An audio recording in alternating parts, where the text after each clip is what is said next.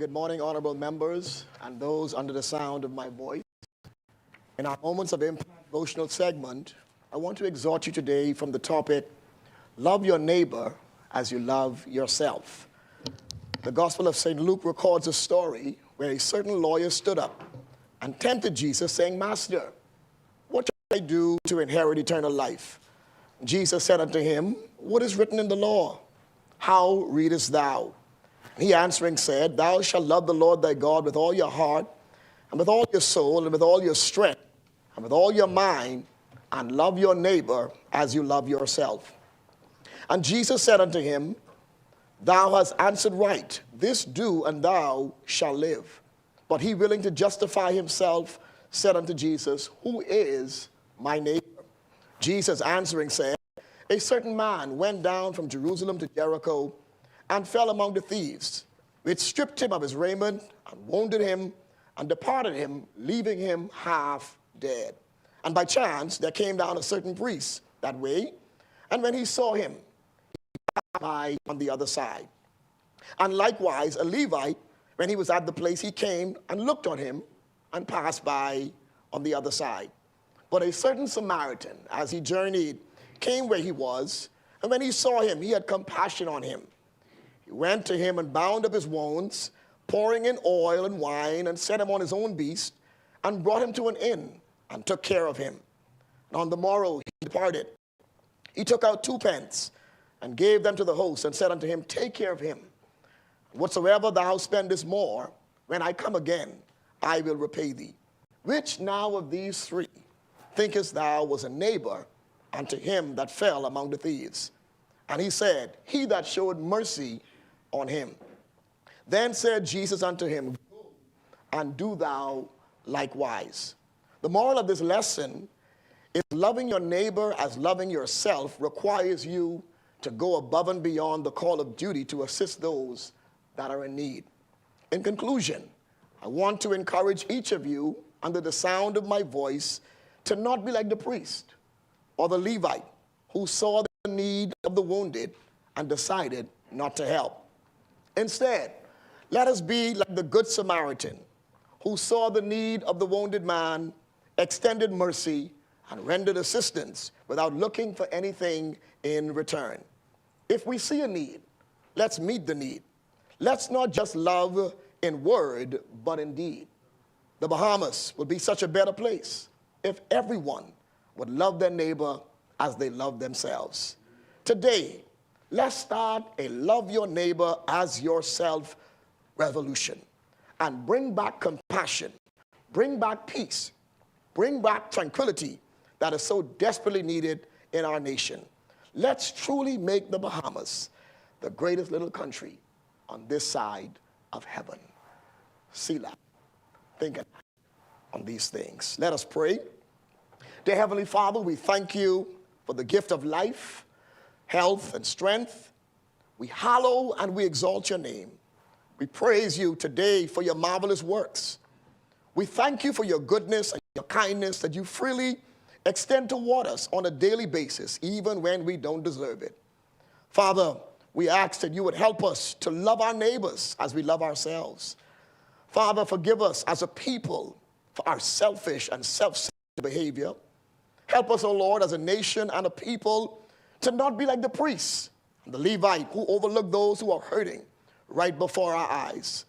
We pray today, Lord, that like the Good Samaritan, we would extend compassion and mercy and go the extra mile to help our brother or sister in need. Now, Father, today, as these honorable members meet to discuss the people's business, we humbly ask for your wisdom and your direction. We pray, Lord, that you would superintend the affairs of today's proceedings. We ask your Holy Spirit to fill this place with your power, with your presence, and with your peace. Oh, Lord, we pray a covering over our leaders today. We ask, Lord, for your guidance. We ask for your protection over them. We ask, Almighty God, that you would keep them safe from all harm and danger, sickness and disease. We commit our leaders into your hands and under your loving care. In Jesus' name I pray. Amen. Let us repeat the Lord's Prayer. Our Father, who art in heaven, hallowed be thy name. thy kingdom come, thy will be done on earth as it is in heaven. Give us this day our daily bread, as we forgive those who trespass against us. And lead us not into temptation, but deliver us from evil. For thine is the kingdom, the power, and the glory, forever and ever. Amen.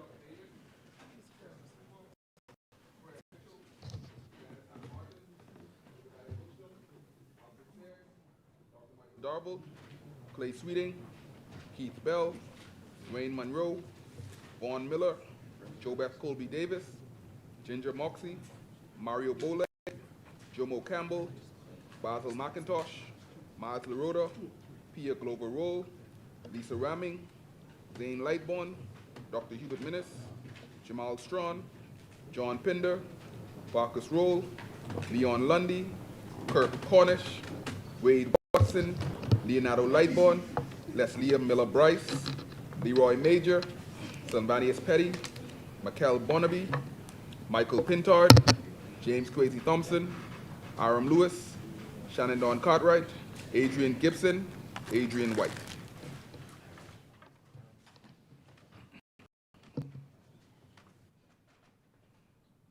Thank you. Good morning, honorable members.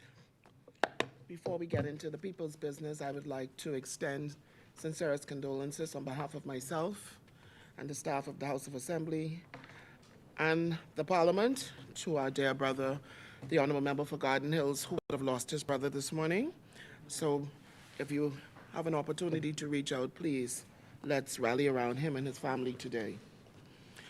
Now let's get on with the people's business.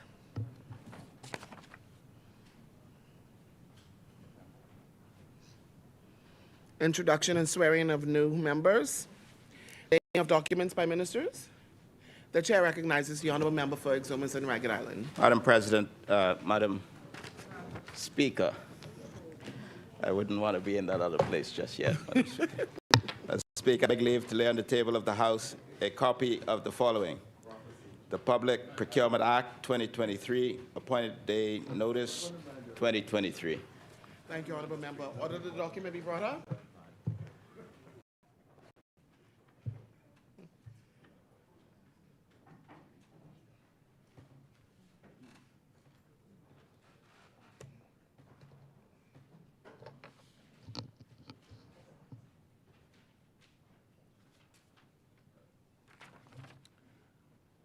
Order the document to lie on the table.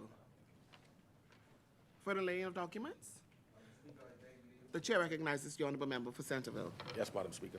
Madam Speaker, I beg leave to lay on the table of the House a copy of the following: IRCA Annual Report and 2022 Annual Plan, along with the IRCA Annual Report and 2023 Annual Plan. Thank you, honorable member. Order the documents be brought up.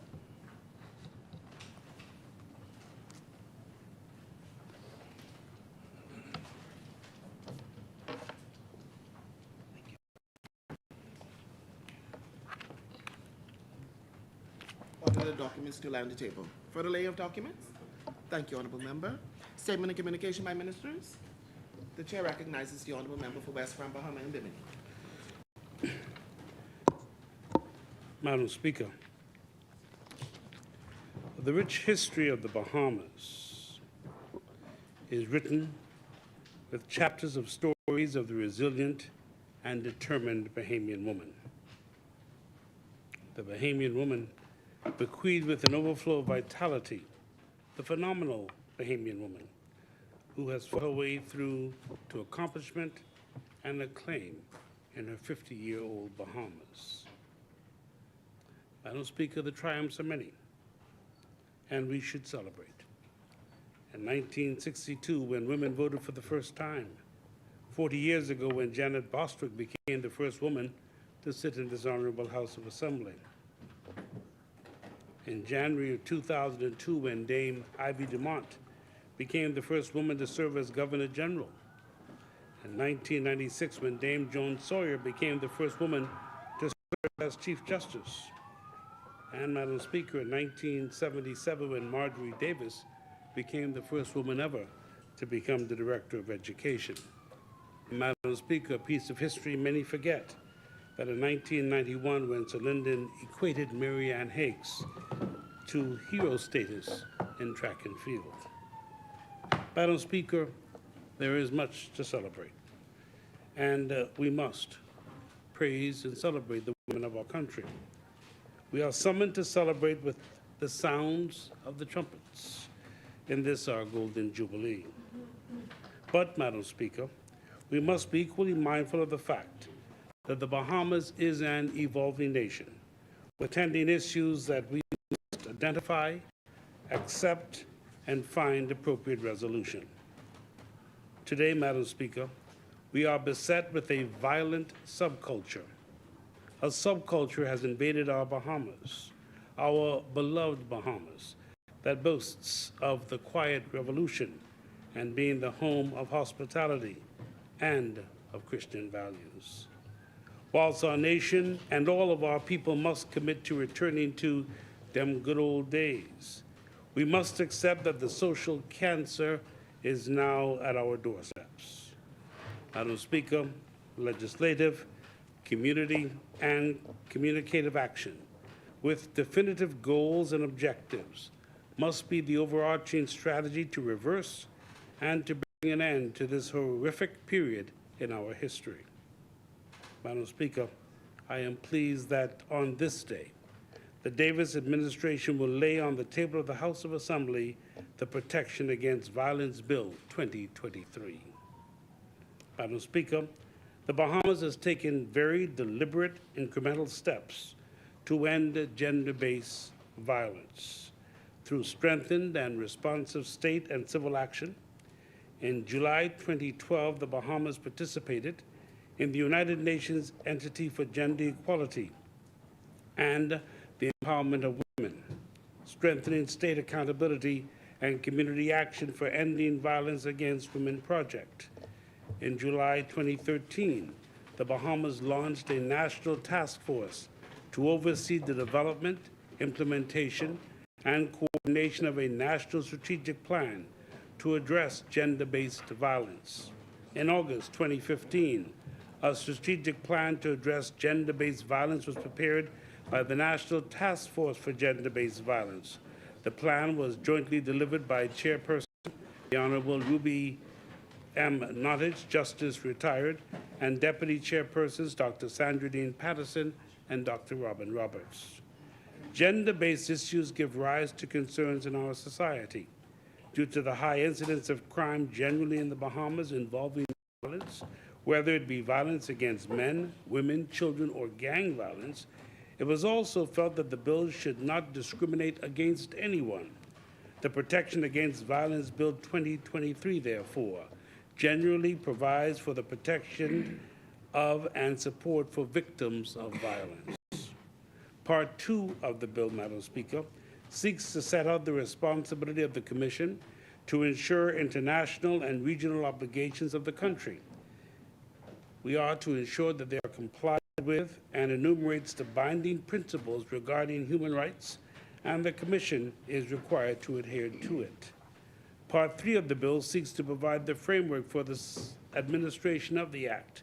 Specifically, the Minister has responsibility for A, develop and implement a national strategic plan, B, strengthen institution capacity in response to violence, 3, establish a foundation to raise funds for the sole use and benefit of the Commission in its functions, and D, implement sensitivity training programs for members of the police force and support service personnel, and generally raise awareness of the public on problems and remedies of violence. Clauses 10 to 14 of the bill will establish the Protection Against Violence Commission as a body corporate and its subsidiary technical department known as the Protection Against Violence Secretariat. Under the bill, the overarching functions of the Commission include strengthening the involvement of multi-sectoral stakeholders in private-public partnerships to combat and respond to violence with effective strategies and policies, and to provide care and support services through shelters, counseling and care, and custody of affected children to victims of violence. Under Clause 12 of the bill, the Commission is empowered to, inter alia, A, grant funding for approved and certified community programs or projects of support service providers, and B, provide technical assistance in programs and project management and information systems to support service providers, and 3, or C, consult, coordinate, and cooperate with other regional and international violence-based organizations and institutions, and D, Madam Speaker, engage one or more private public health facilities to conduct medical examinations on victims of sexual and physical abuse and to provide necessary treatment. Part 4 of the bill establishes and expressly prescribes the general rights of victims of violence, which include A, the right to be treated with compassion and dignity by all persons who come into contact with that victim in their capacity as care and support professionals. B, the right to be informed of all rights and services available to them under Part 4 of the bill. C, the right to confidentiality by any person acting in their capacity to provide care or support. And D, the right to privacy. Part 5 of the bill, Madam Speaker, seeks to set out the procedure for the making and handling of complaints by victims and the various requirements of an investigating officer, which include assisting the victim with obtaining medical treatment or getting to a safe place, accompanying the victim to collect their belongings from the perpetrator's residence, providing the victim with contact information for the Commission for further assistance. Part 6 of the bill demonstrates the government's commitment to protect women as the predominant victims of sexual and physical abuse and outlines the care and support services available to such victims, namely, A, safe housing or shelter for victims and accompanying children, B, psychological, medical, and legal assistance, C, access to spaces and community, and D, readjustment and training programs. Part 7 of the bill establishes a protocol to be followed when violence results in death, Madam Speaker. A fatality review team is empowered inter alia to review closed cases. Madam Speaker. The work of the team will enable the Commission to accurately report on the rate of femicide in the Commonwealth of the Bahamas. Madam Speaker, allow me to thank the Attorney General and his office for their unending work to get to this piece of legislation and all other pieces of legislation we brought to this Honorable House of Assembly. We are grateful and applaud their unfettered approach and efforts to complete their work. Madam Speaker, we are asking the public for its feedback ahead of debate on this protection bill. We intend to debate this bill in early July.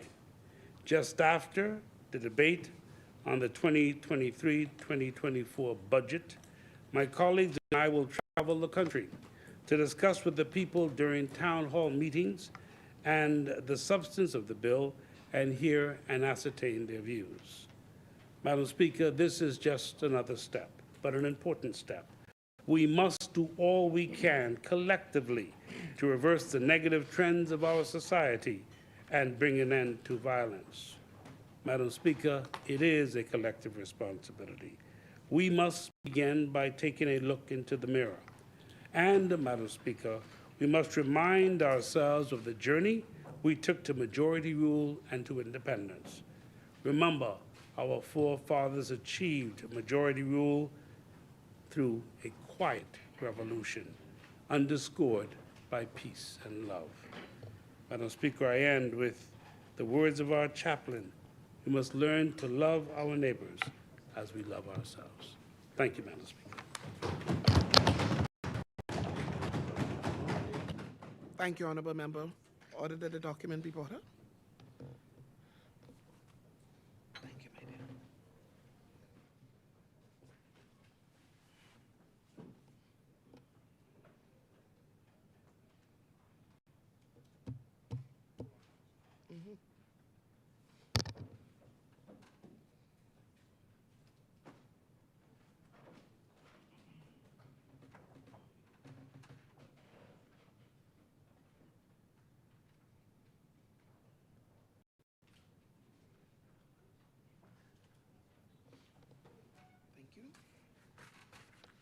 Order the document to lie on the table. Further communications? The chair recognizes the honourable member for Cat Island, Rumkey, and San Salvador. Thank you much, Madam Speaker.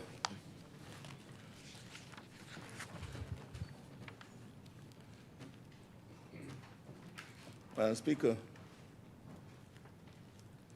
one of the most important goals for my administration is to ensure the appropriateness, fairness, and adequacy of the Bahamas' tax regime. This requires deliberate consideration and evaluation of the existing tax landscape, responding to challenges that may arise in the international space, and assessment of policy options and their fiscal impacts, and having in place a transparent and inclusive framework for engagement with a wide cross-section of stakeholders. With your leave, Madam Speaker, I just rise to say a few words about the recently released Green Paper on corporate income tax strategies for the Bahamas, an exercise that embodies these key determinants that make for a successful public policy decision-making process. And I repeat, public policy decision-making process. Madam Speaker,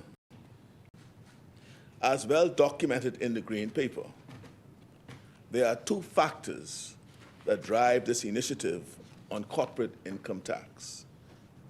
One of which is the government's need to address the G7 initiative to tax the profits of multinationals with annual revenues in excess of Euro 750 million, earned in every jurisdiction in which they do business. The Bahamas became a signatory to the OECD's Pillar 2 framework on July 1st, 2021. And together with some 350 countries, agreed to the implementation of a 15% minimum corporate income tax for the in-scope entities. I just repeat, Madam Speaker. The Bahamas became a signatory to the OECD's Pillar 2 framework on July 1st, 2021. The Bahamas is not obligated to impose 15% corporate income tax. However, these entities in the Bahamas meeting the threshold of 750 million euros annually will be liable to pay a top-up tax in their various jurisdictions where their head offices are. Where they are not paying this income tax. So, Madam Speaker, this is an incentive for the Bahamas to impose the 15% minimum corporate income tax. What I mean by that, Madam Speaker, is that if we don't impose it on the multinationals, wherever they're headquartered, that jurisdiction will top up whatever their taxes are to make up for the 15% that we would not get. And so instead of it going to that jurisdiction, it is incentive that, well, they pay 15% in our jurisdiction. So that is the basis, one of the pillars in which motivates the discussion that we are having on that and informs the Green Paper. The second motivation for exploring a corporate income tax is to address the government's goal of securing greater fairness and equity within the Bahamas' existing tax regime. Of significance here is the prevailing concern about the inherent bias in the business license fees, where firms still incur a significant tax burden even in loss-making years, because calculations are based on turnover instead of profits. I want to emphasize here that if it is decided that a corporate income tax is to be levied on companies doing business in the Bahamas, those companies paying a corporate income tax will not also pay business license fees. And I repeat that. If it is decided that a corporate income tax is to be levied, right, those companies upon which it is levied will not have to pay business license fees. Madam Speaker, the government aims to address these challenges in a manner that promotes fiscal resilience, economic growth, and development. The Green Paper is the result of a comprehensive exercise undertaken by the government with the assistance of the consultancy firm of Deloitte. It was also ably supported by a business advisory committee comprised of economic sector representatives and employed an assessment process that included interviews with key business leaders on potential options, risks, and challenges. And so, I repeat, the Green Paper was crafted with the support of a business advisory committee that comprised representatives from our economic sector. And that committee employed an assessment process that included interviews with key business leaders on potential options, risks, and challenges.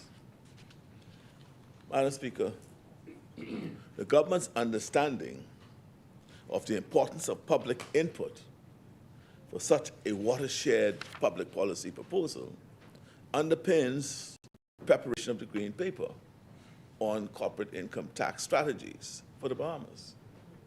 And here, I believe it is important to make a distinction between a Green Paper and a White Paper. Green is green, white is white. As is typical of Green Papers, the Green Paper on corporate income tax strategy is intended to stimulate discussion and solicit feedback from the public on what is a potentially far-reaching public policy issue under consideration by the government. That's what the Green Paper is about. It is intended to stimulate discussion and to get feedback from the public on what is a potentially far-reaching public policy issue that the government is considering. By design, it signals possible approaches and courses of action that the government may take in progressing towards the development of policy and legislation regarding the issue under consideration. While the Green Paper presents options on what a corporate income tax policy for the Bahamas might look like, it does not contain a commitment to any particular policy action. This, Madam Speaker, is to be arrived at after the period of consultation, after we engage in discussion with stakeholders and the public, receive their comments, and then feed this input into the next stage of the process, which is the crafting of the white paper. The white paper, which is to follow the green paper, will contain explicit policy statements on the government's intended approach to the corporate income tax strategy and its implementation, and will set out proposals for legislative changes and the introduction of new laws as deemed necessary. Madam Speaker, the government is committed to pursuing this initiative with complete transparency, inclusive consultation and engagement with stakeholders, and with due consideration to a comprehensive assessment of the fiscal and economic impacts. This initiative will not be complete without the involvement of public feedback on the options identified in the Green Paper and responses to the specific questions outlined in the document. Stakeholder feedback is key to the government crafting the optimal design for the corporate tax strategy. The Green Paper was released on May 15, 2023. And I wish to announce today, Madam Speaker, that we have extended the period of consultation until the 31st of August, 2023. Madam Speaker,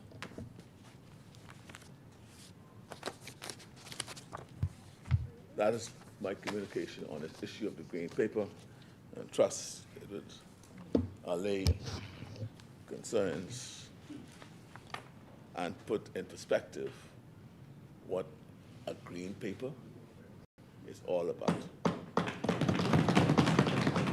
Thank you, Honourable Member. Order that the document be brought up.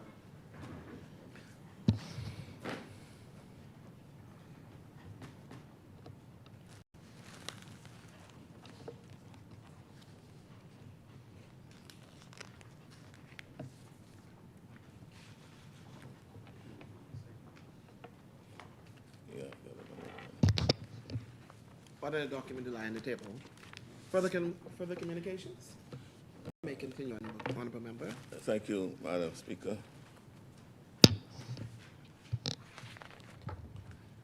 Madam Speaker, today, at the appropriate part of our agenda, I would rise to table the Consumer Protection Bill of 2023. A significant piece of legislation designed to enhance the rights of consumers across our country.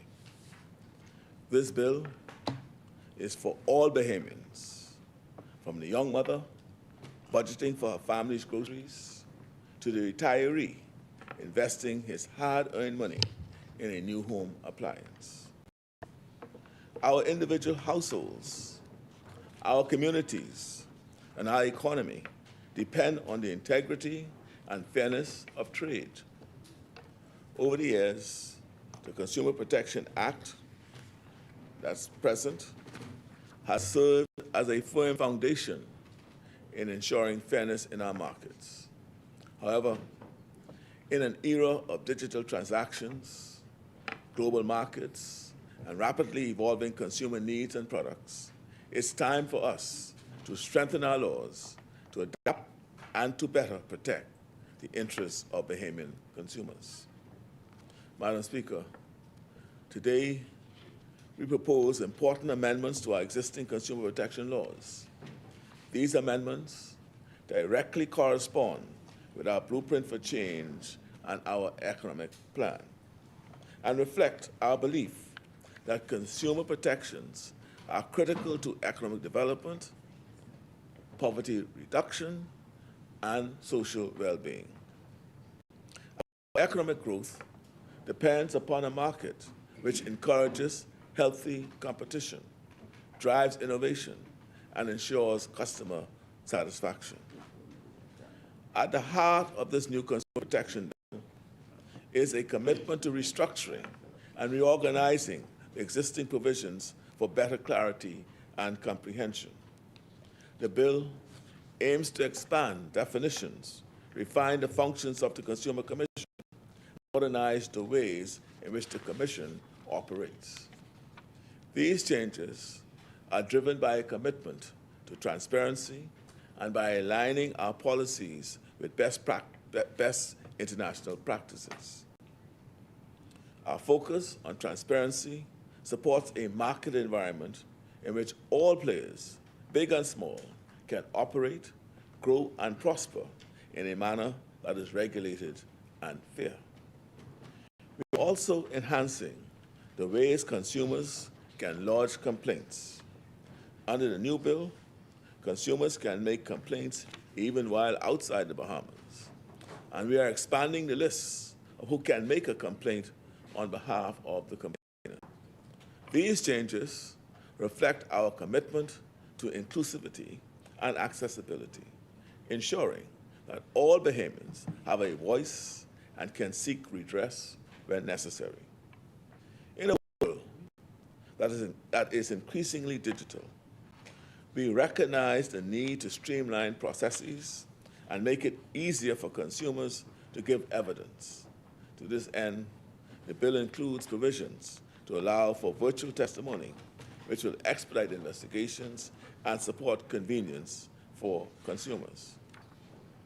The proposed legislation also empowers the Consumer Commission to issue advisory notices in situations where harmful practices to consumers are identified.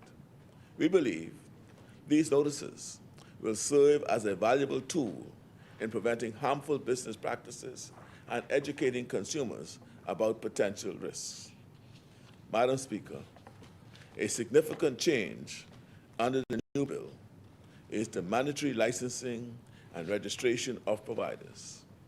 Failure to comply will result in penalties, encouraging businesses to operate within the boundaries of law and promoting a culture of accountability.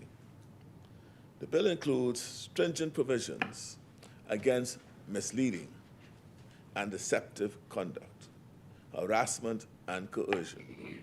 We want to create a marketplace where consumers can engage with confidence and without fear.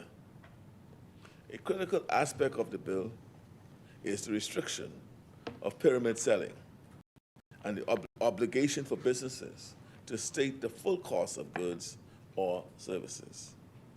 These measures will help ensure that consumers are not exploited or deceived. Madam Speaker, the bill seeks to repeal sections that no longer serve our purpose, including those on approved and non-approved services and businesses offering repair services. Updating our laws to respond to changed conditions allows us to ensure the people are served effectively. As we continue to usher the Bahamas into the digital age, this bill also enhances our ability to oversee distance selling and payment arrangements. With the growth of online commerce, it's vital that we maintain robust checks and balances, ensuring that every transaction is fair and transparent. Additionally, the bill expands on the powers of the minister to make necessary regulations to protect consumers effectively. This is crucial as it provides us with the flexibility to adapt and respond swiftly to emerging challenges and opportunities in the marketplace. The enactment of this bill signals a significant shift in our approach to consumer protection. We are aiming for an inclusive economy where everyone has access to safe, quality goods and services at a fair price. The bill goes beyond enhancing the rights of consumers. It is about improving the lives of Bahamians. It's about ensuring that when a young Bahamian entrepreneur sets up his first business, he does so in a marketplace that values fairness and transparency. It is about ensuring that when a Bahamian family invests in a new home, they do so with the confidence that their rights as consumers will be respected and protected. It's about creating an environment where businesses thrive on the principles of fair competition and customer satisfaction. Consumer protection isn't just about trade. It is about people. It is about building a nation where everyone, regardless of their social or economic standing, can confidently participate in the marketplace. In a broader sense, it's about the kind of country we want to be. A country where trust is the cornerstone of our marketplace, where businesses and consumers interact with mutual respect and understanding. A country that values and upholds the rights and dignity of every individual. Through this bill, we aim to empower consumers to make informed decisions, to assert their rights, and to seek redress when those rights are violated. This, in turn, will encourage businesses to uphold the highest standards of integrity, fostering a vibrant and fair economy. The Consumer Protection Bill is about building a Bahamas where consumers are informed, businesses are accountable, and the marketplace is a space of fairness and trust. It's about creating a culture of consumer rights and responsibilities where every transaction is an opportunity to demonstrate respect and fairness. Madam Speaker, this bill is more than just legislation.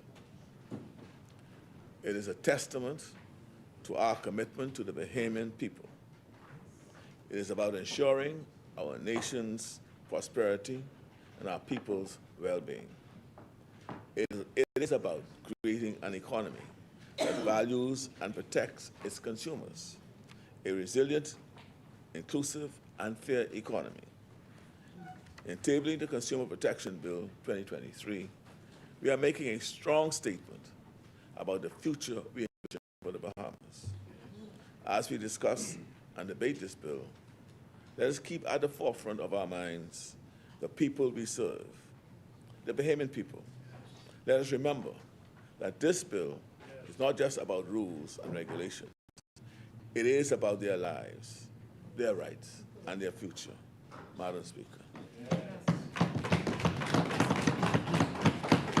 Thank you, Honourable Member. Order that the document be brought up.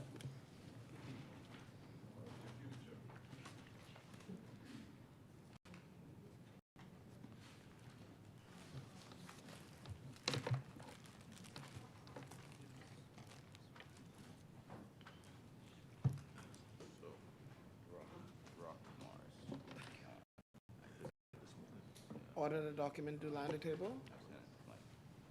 Other communications? The chair recognizes the Honourable Member for Central and South Eleuthera. Thank you, Madam Speaker. It is always a pleasure, a privilege to stand in this honourable place and to represent the people of Central and South Eleuthera, Madam Speaker. But as we are all aware, this year has been an amazing year for sailing, as the sport has made a tremendous rebound on the heels of the pandemic. The response and enthusiasm from the sailors, the committees, the youth, the public at large has been amazing, and this year's National Regatta at Georgetown was one for the history books. I would also like to thank the opposition for their support as we partner to build and to develop the national sport. As Minister responsible for Family Islands, which includes festivals and regattas, I have sailed in every regatta that I have attended since taking the chair. And it is my hope that as we promote sailing as our national sport, every Family Island minister would sponsor a sloop in the National Family Island Regatta and participate in the Ministers' Cup Challenge next year. I express my sincere gratitude to my colleagues, the member for Central and South Abaco, and a member for Freetown, who gallantly answered the challenge and joined the sailors for this exciting event.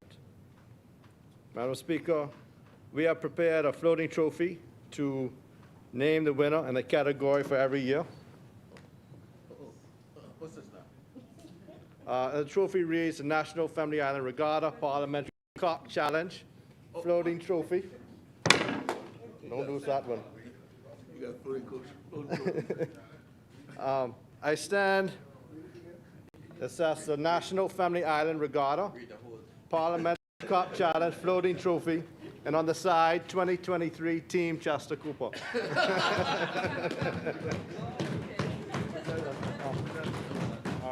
right, let me finish it. I got 200% one time. Let me Madam Speaker, I stand on principle and honor as a visiting minister of Taxuma. So it's only respectful of me to ensure that in this first challenge, a host member and the Minister of Tourism and Aviation who supported the regatta would emerge victorious. But on a serious note, on a serious note, it is with great humility and pride that I present this award to commemorate this historic occasion to the member for Exuma and Ragged Island for his camaraderie, his stellar performance on board the Bull Reg,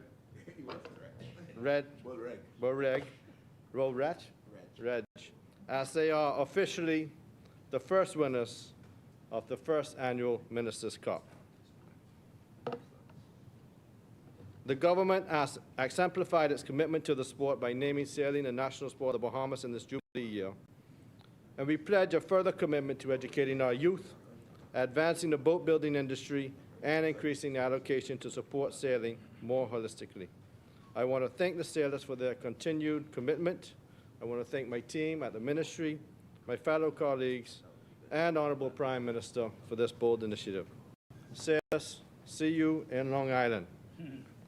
Now I'd like to present. Thank you, Honourable Member. Come around. You want me to come around? So it's the floating trophy that you could present to me next year.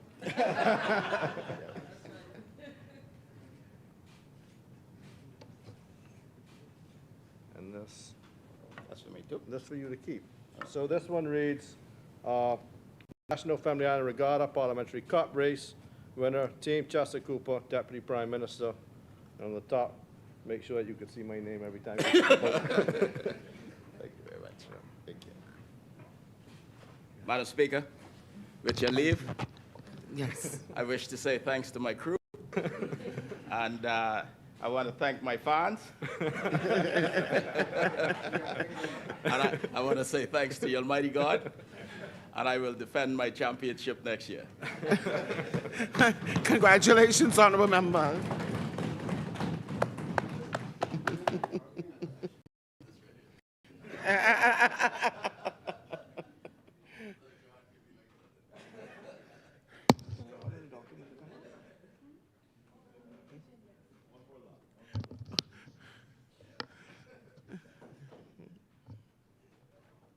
Order the document.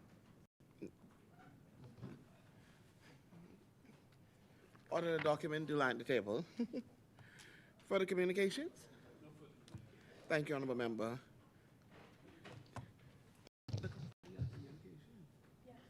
Communications from the clerk? Madam Speaker, I beg to report the delivery of messages numbers 25 to 29 to the Honorable Senate. Thank you. Messages from the Governor General? Messages from the Senate? Motion for leave of absence, leave to resign, seat in New Reds? Presentations of petitions. Presentation of reports of committees. Adoption of reports of committees. First reading of bills.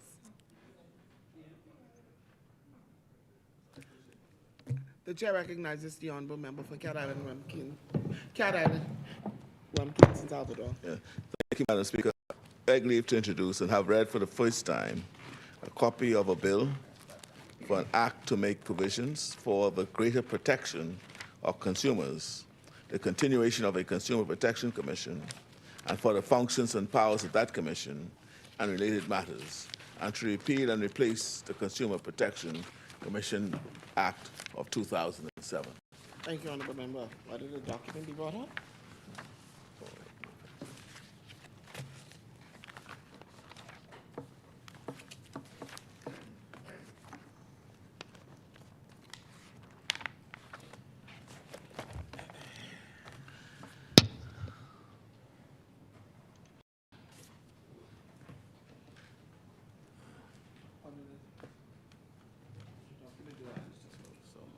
Is there a seconder? Second. Thank you, honorable member. It has been moved and seconded that the following bill be read for the first time. Consumer Protection Bill 2023. Order the document do further first readings. Madam The chair Speaker. recognizes the honorable member for West Palm, Bahamas.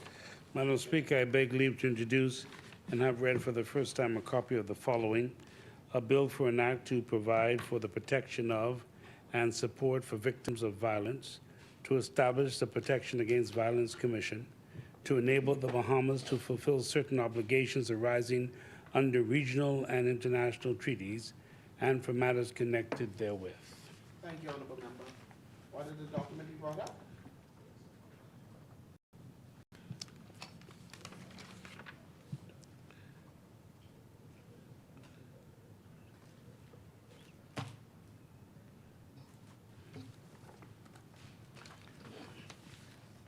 Is there a seconder? Thank you, honorable member. It has been moved and seconded that the following bill be read for a first time. Protection Against Violence Bill 2023. As many are in favor will remain seated. Those opposed will stand. Motion is carried. Order that the document do lie on the table. Order that the bill be read a first time and committed. A bill for an act to provide for the protection of and support for victims of violence, to establish the Protection Against Violence Commission, to enable the Bahamas to fulfill certain obligations arising under regional and international treaties, and for matters connected therewith. Thank you. For the first readings, the chair recognizes the honorable member for Centerville. Madam Speaker, I beg leave to introduce and have read first time copy of the following: a bill for an act to regulate mineral prospecting, mining, and related matters. Thank you, honorable member. Order that the document be brought up.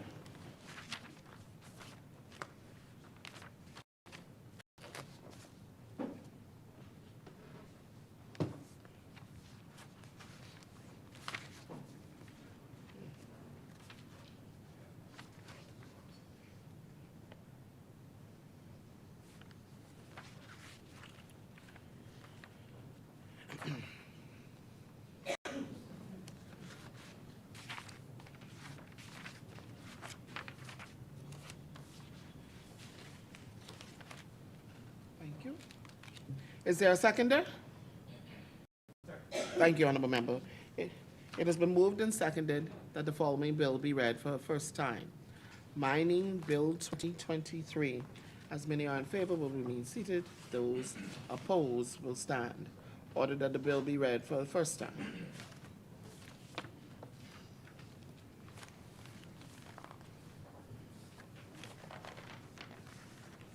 A bill for an act to regulate mineral prospecting, mining, and related matters. Thank you. For the first readings? Thank you, honorable member. Second reading, committal of bills?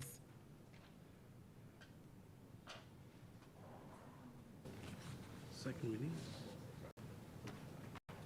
The chair recognizes the honorable member for Centerville.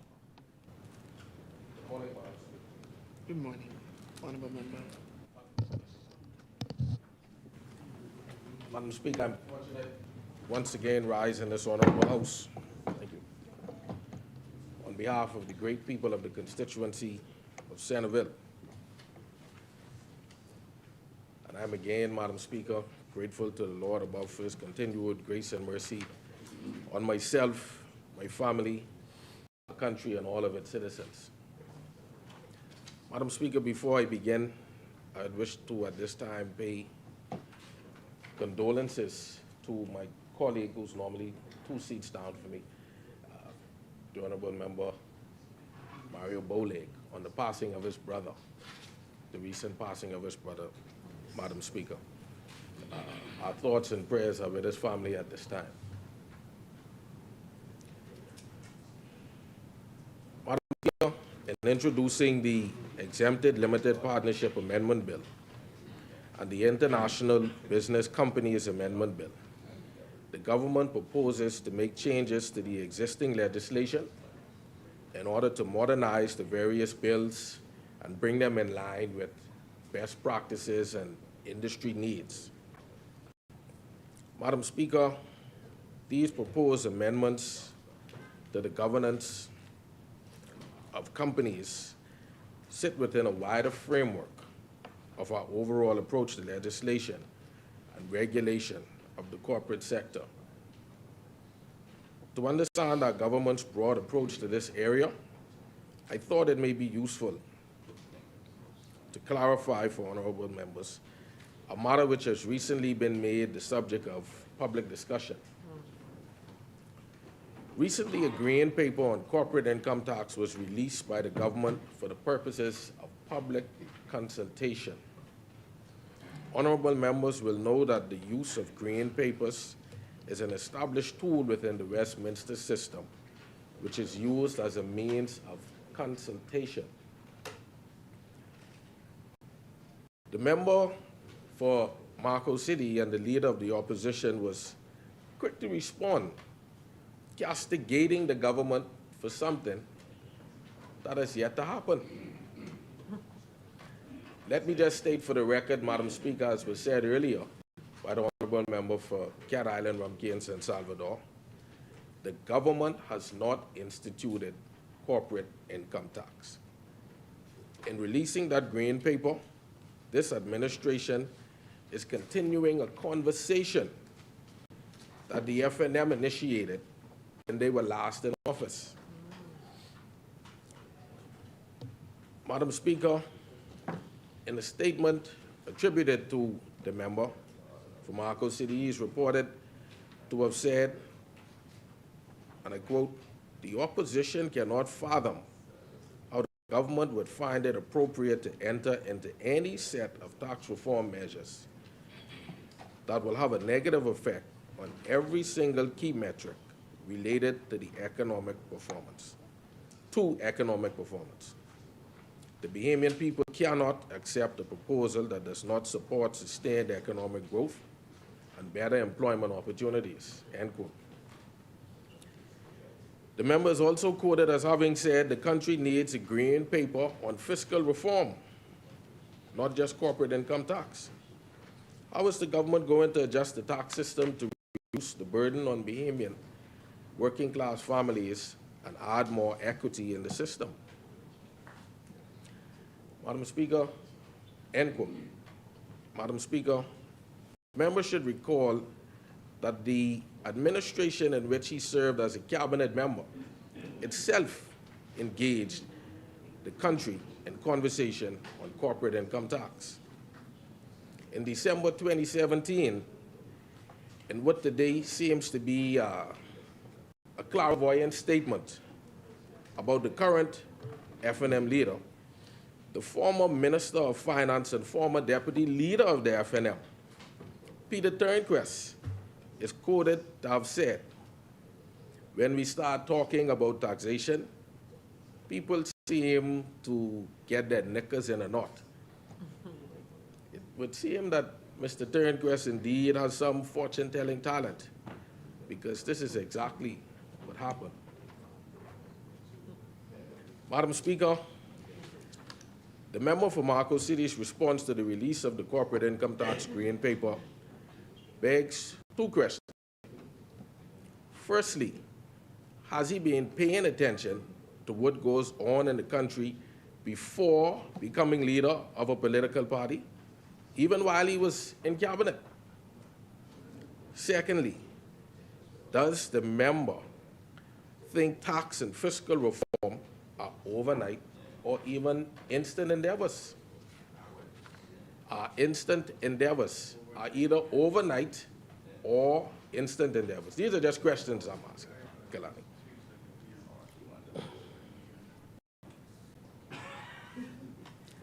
Madam Speaker, further evidence of the FNM's engagement on the subject of corporate income tax is shown in an article carried in the Tribune on November 3rd, 2017.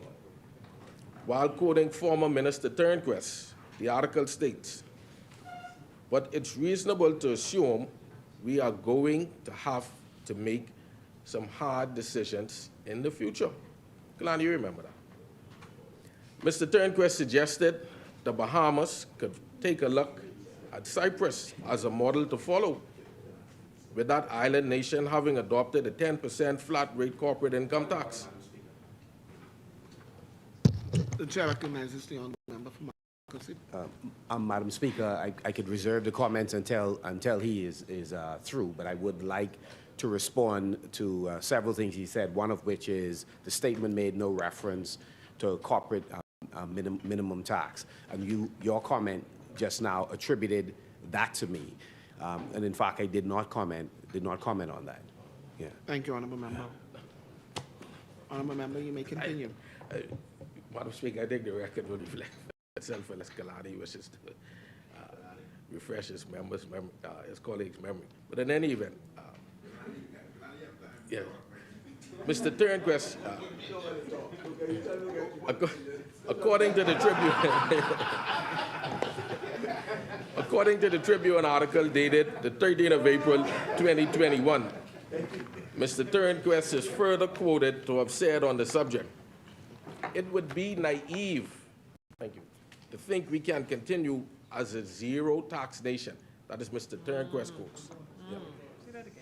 Just for context, Madam Speaker, these statements are being made by Mr. Turnquist while holding office as the Minister of Finance.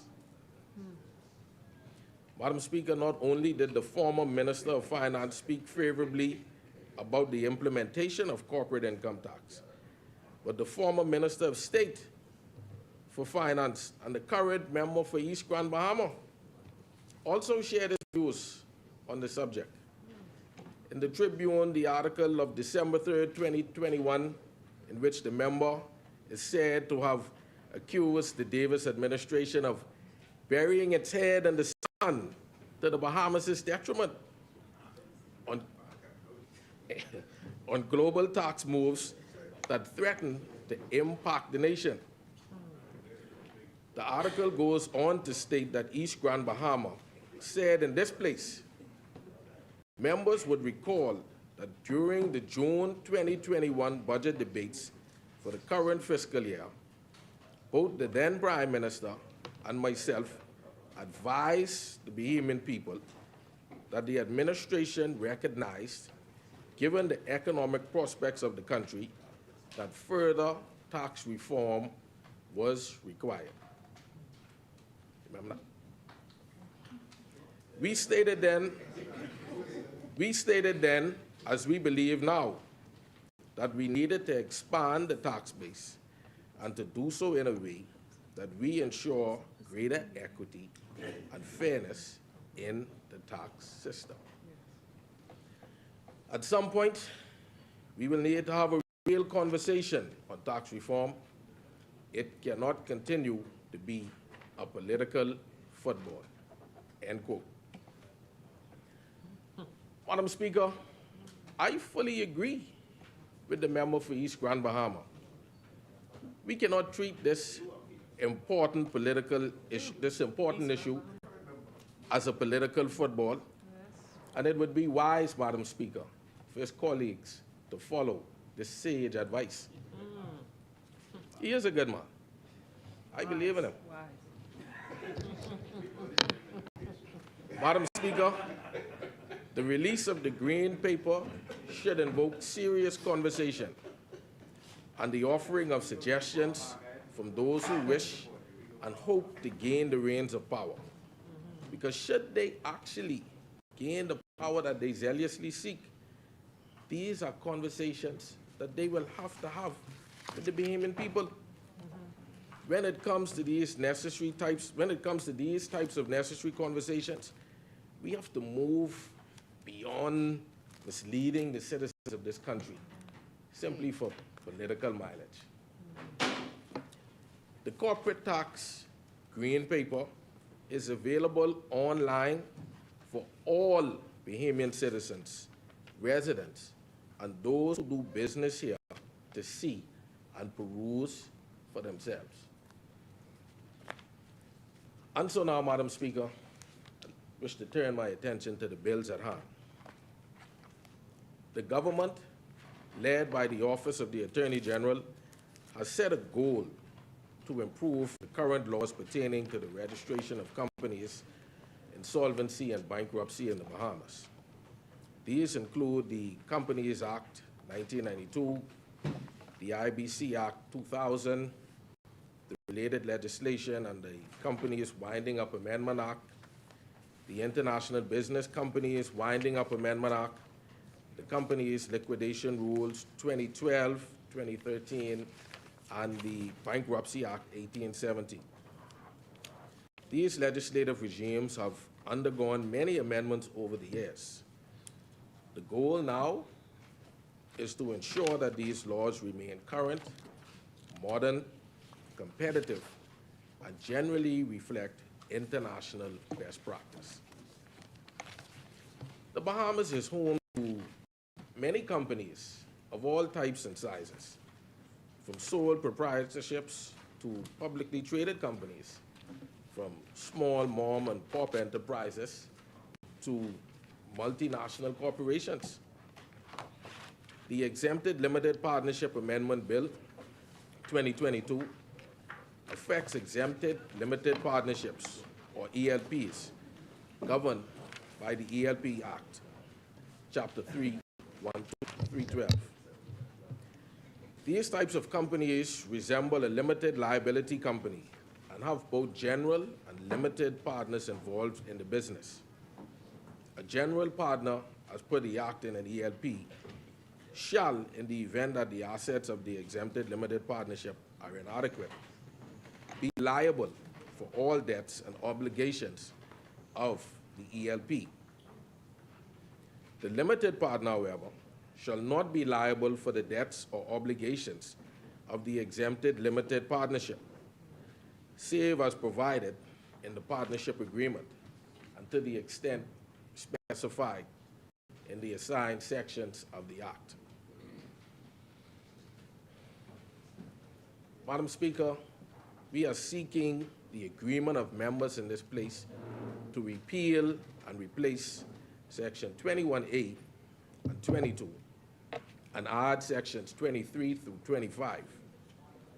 These sections cover the continuation of an exemption limited partnership as a limited partnership. Section 22(1) of the bill reads, an exempted limited partnership may continue as a limited partnership registered under the laws of another jurisdiction in the manner provided under those laws, provided that the laws of that jurisdiction permit the continuation and the exempted limited partnership has complied with those laws.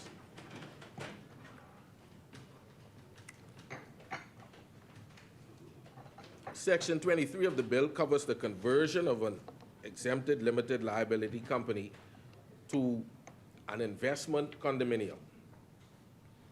The bill states an ELP registered under this act may be converted to an investment condominium established and registered under the Investment Condominium Act, number 38 of 2014, in the manner provided under Section 16 and prescribed in the provisions of the third schedule therein. Section 24 of the bill covers the conversion of an exempted limited liability company to an international business company. Section 24(1) states, an exempted limited partnership may be continued as an IBC in accordance with Section 84C of the International Business Companies Act, Chapter 309, with the approval of all the partners thereto. Section 24, subsections 2 through 5, outline the parameters within which an exempted limited company can seamlessly continue as an international business company in this jurisdiction. As per the IBC Amendment Bill 2022, the first significant company's reform in the Bahamas materialized with the enactment of the International Business Companies Act, 1989, and the Companies Act, 1992. The drafters of both of these pieces of legislation consulted widely, achieving consensus with industry stakeholders from money managers, public interest groups, lawyers, and accountants to trust companies and also banks. These pieces of legislation were introduced to make the Bahamas more attractive as a corporate domicile and to enable the Bahamas to compete regionally and internationally as a first-class financial services and private wealth management hub. At the time, IBCs were also popular in the British Virgin Islands and the Cayman Islands. So the IBC Act is being amended to reflect the proposed changes as regard the continuation of exempted liability companies into an international business company. Clause 2 of the bill inserts Section 84C into the Act, which reads, an exempted limited partnership incorporated under the ELP Act, Chapter 312, may be continued as a company by the registration of the Articles of Continuation as specified in subsection 2. The remainder of this section outlines instructions on the process of becoming an IBC.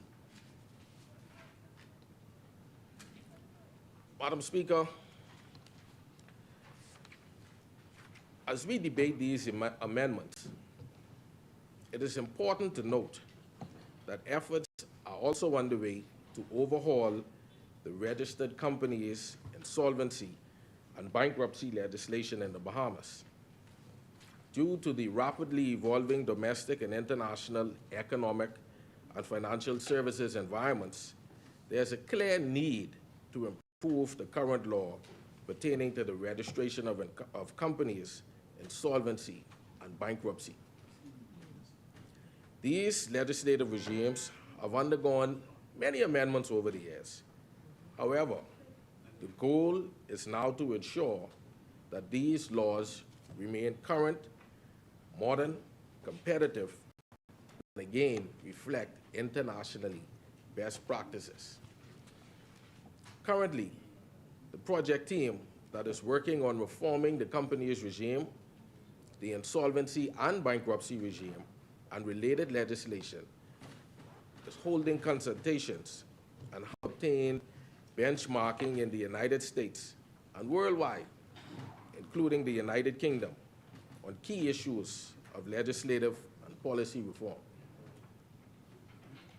Madam Speaker, local and international participants have been advocating for an urgent update to the incomplete insolvency regime and the antiquated and deficient bankruptcy laws.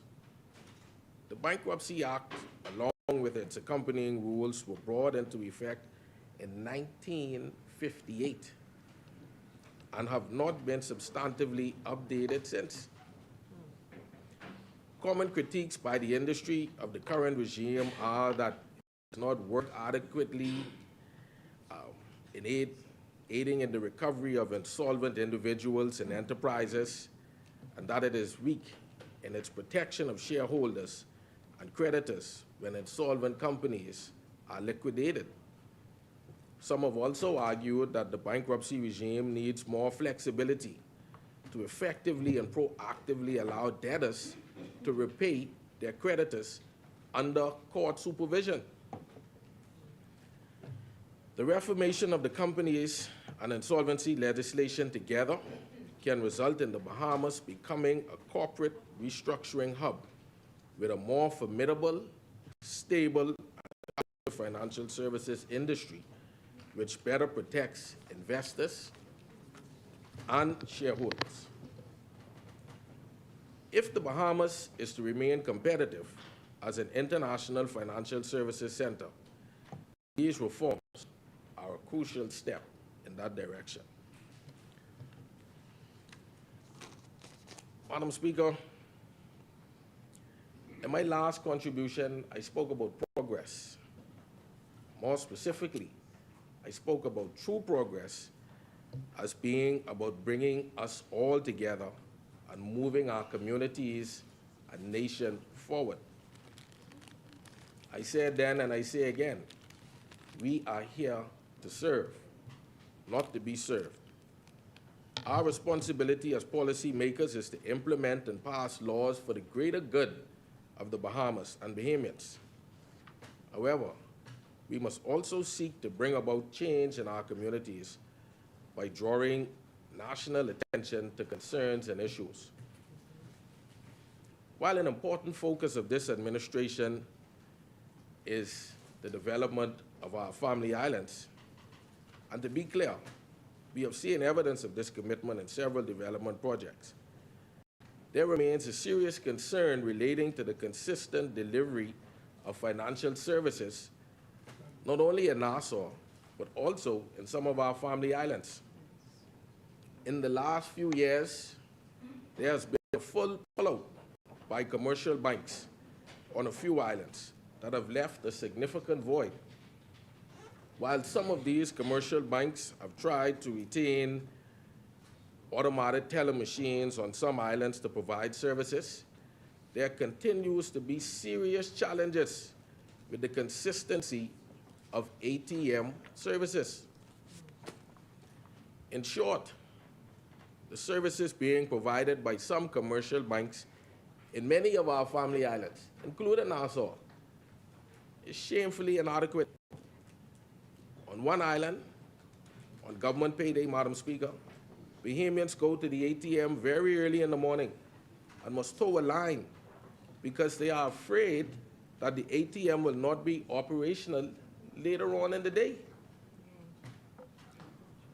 On Long Island, I have heard of residents advising one another of the functionality or lack thereof of the ATM service. I've heard stories, Madam Speaker, of Bahamians booking airline tickets just to come to Nassau to withdraw funds off their bank account because their local ATM was down for days. Madam Speaker, I raised this issue of the constant delivery of financial services because for far too long, Bahamians have been suffering, and some commercial banks have not been sufficiently held to account for their lack of sufficient action and concern. It is egregious that some commercial banks have pushed for greater use of digital banking channels, such as ATMs. However, their services are not readily and consistently available. I will tell you what is consistently applied, though, Madam Speaker. The monthly service fee for your bank account, without fail. I publicly call on commercial banks, especially foreign-owned commercial banks, to treat our Bahamian people better, especially those in communities where there is no physical bank present. I also call on them to lower the costs associated with merchant transactions on islands where there is no bank, as an incentive to encourage greater use of electronic point-of-sales exchanges and to make it easier for businesses to conduct transactions and make a little profit. Madam Speaker, I hope that honorable members in this place will support these amendment bills as this administration continues to look toward the future by creating the legal framework necessary for ease of doing business in the country. Admittedly, this is not a fast process, but bit by bit, we are getting it done on behalf of the Bahamian people. The Bahamas has long been an attractive destination for tourism and for business. This success is due in part to the fact that we are willing to grow and change to keep pace with international practice. These bills, though short and seemingly mundane, will make life easier for those within our country whose livelihoods are affected by the acts we are amending.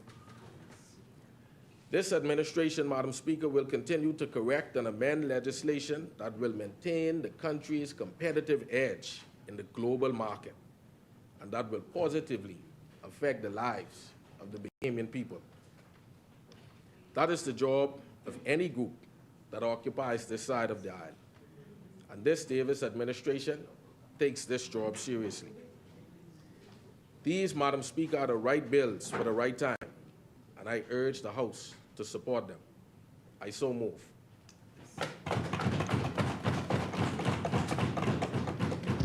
Thank you, Honorable Member. Honorable Member, as we begin debate today, which one of the bills will be proceeding with? I know we'll be doing it as a compendium, but yes. We need a long title for either one that you want to. The Exempted Limited Partnership Amendment Bill 2022.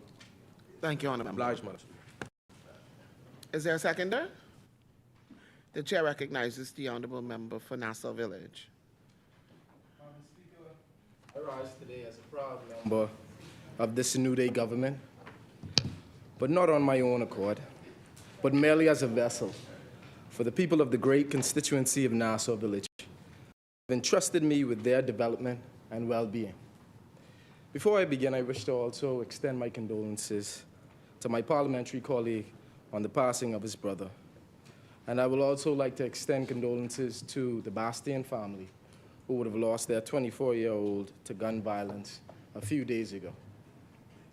But, Madam Speaker, before I actually move forward and register my contribution, I humbly beg your leave to extend belated Mother's Day well wishes to my mother, Deborah Gay Strawn, and all the mothers and mother figures of the Nassau Village constituency and the wider Bahamas. Madam Speaker, on Mother's Day, my stronger village distributed small tokens of my love and affection. I prayed that these small tokens provided some semblance of comfort, as mothers always provide comfort for their families. And I also brought just a gesture. So these are the actual Mother's Day slippers that I provided for my constituents on their Mother's Day, along with a few Mother's Day gifts as well. Yeah. Madam Speaker, as I ventured into Garland, I visited Miss Lockhart. Miss Lockhart is a beautiful 75-year-old lady who came out in the rain to meet me. And she said and congratulated me on the job that I was doing, but also to say thank you for coming just to show her that much attention. And she also thanked me for the small token, but also wanted me to be encouraged and let me know that even if it was a napkin, the smallest gesture from me was that much more impactful. And I thank my senior citizens for their continued support, their prayers, and their well wishes. Madam Speaker, I further beg leave to inform this honorable House and the entire Bahamas of the great strides being made in my constituency. Madam Speaker, I grew up and currently live in a small community within my constituency called Red Line Acres. It's also the home to the world-famous Red Line Soldiers, Junkanoo Group B category. You see, Madam Speaker, I grew up in my small community playing bat and ball, bare on the street, playing porking, making a rim out of old crates just to play basketball. Madam Speaker, these were the days. These were the activities that distracted and dissuaded my friends and I from joining gangs, that kept us occupied and out of mischief for 30 years. Madam Speaker, 30 years ago. But Madam Speaker, I found that the constituency's reality was very different with the former F&M representation. I was hurt and disappointed that the only progressive and groundbreaking change that was brought to the Nassau Village constituency were bright red hand pumps. Madam Speaker, 30 years ago, as a boy, I wished for some recreational facility so that I didn't have to play in the streets. I didn't have to utilize makeshift rims for recreation and enjoyment. Madam Speaker, 30 years later, as the Member of Parliament, I am happy to report that through collaboration of the community stakeholders, the community of Red Lion Acres will be outfitted with a state-of-the-art multi-sport facility that is currently under construction.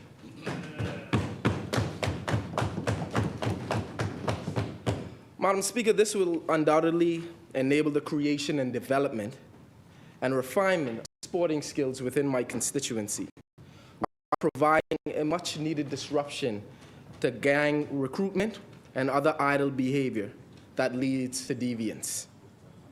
Madam Speaker, I am confident that by harmonizing the efforts of church, state, and the private sector, we will be able to achieve true progress, lasting change for generations to come. The facility will feature a basketball component, a volleyball component, and a tennis component.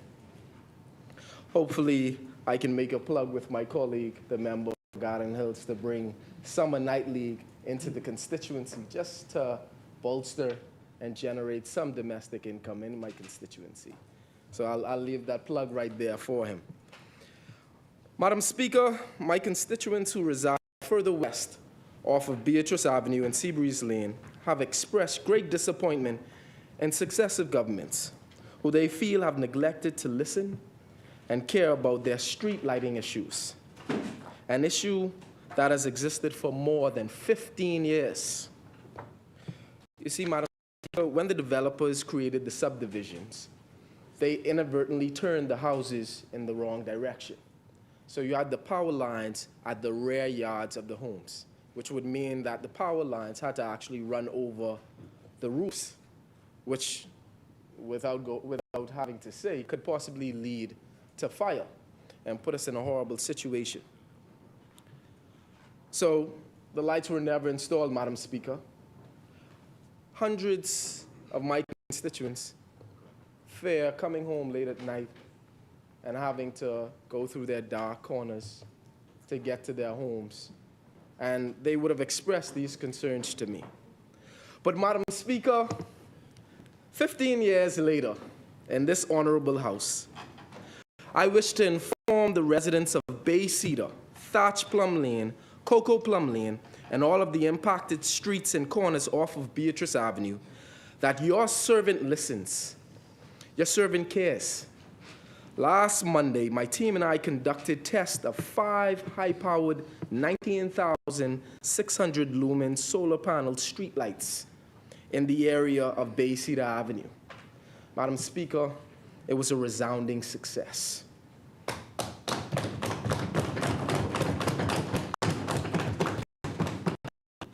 I've already started consultation and dialogue with private partners, and we'll be moving forward with our constituency illumination project that will resolve this year-old problem.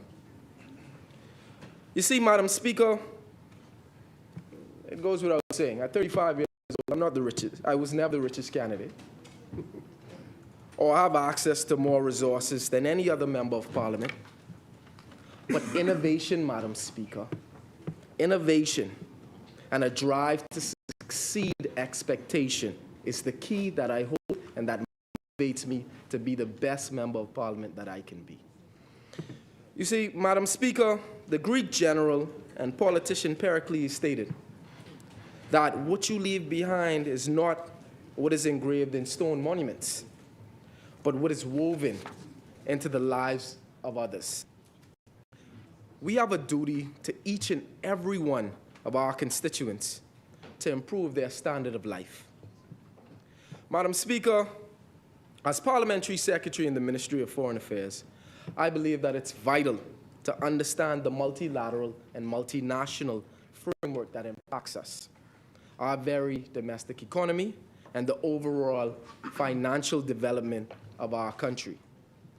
Currently, external factors and pressing international situations force us to take a closer look at antiquated policies with an attempt to streamline and make us more competitive. The legislation is also being crafted and restructured, all geared towards our overall development. Madam Speaker, I had the pleasure of attending the Association of Caribbean States ministerial meeting on behalf of the Minister of Foreign Affairs. The truth is that there are major geopolitical posturing happening in our region. And there's a concerted effort to resolve the disruption in the supply chain due to the war in Ukraine and also the instability in Haiti. Madam Speaker, due to these external factors, it forces a competent government to undergo extensive consultation, and dialogue is required so that there are no abrupt policy missteps. Madam Speaker, my colleague spoke about the background and the justification for the Green Paper. This is all in an attempt to garner as much insight, support, and knowledge so that we always ensure the progressive development of the Commonwealth of the Bahamas. You see, Madam Speaker, international relations, but more specifically multilateralism, teaches us that dialogue and consultation enables the integration of diverse knowledge, experiences, and evidence into the decision-making process.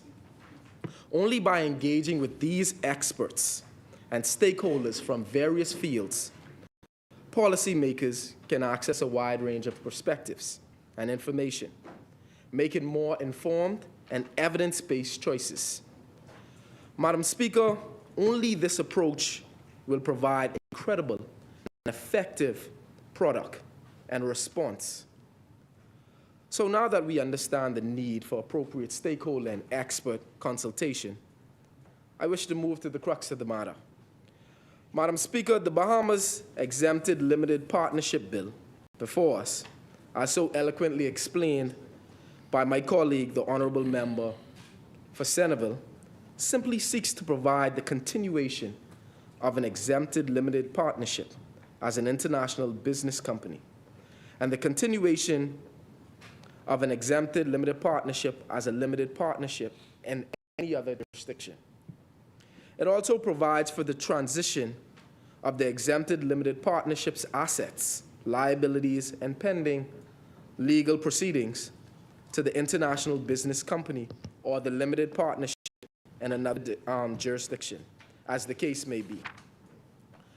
Madam Speaker, if you would permit me, I would like to explain the benefits in layman's terms, as sometimes our contributions tend to be overly technical and a few of the salient points may go missed. Our country is currently at an advantage with both of the acts in their current state, a disadvantage with both of the acts in their current state. Through consultation with multinational experts and bodies, which is consistent with good governance, it was concluded that the Bahamas was being impeded in terms of our ability to attract offshore partnerships. Hence, the bills placed before us, we seek to amend. So the bills in their current state are a bit restrictive. The bills will provide more flexibility with respect to management and operation of partnerships. They will clarify the legal impact of certain activities of limited partners, and provide further clarity in relation to deregistration of partnerships and conversions of exempted companies to partnerships. Madam Speaker, in short, these bills will allow the Bahamas to be competitive on the multilateral stage, competitive globally, attracting investor partnership attention on a multinational level. Madam Speaker, I won't belabor the point. I would just like to thank my dear constituents for their motivation and their belief in me.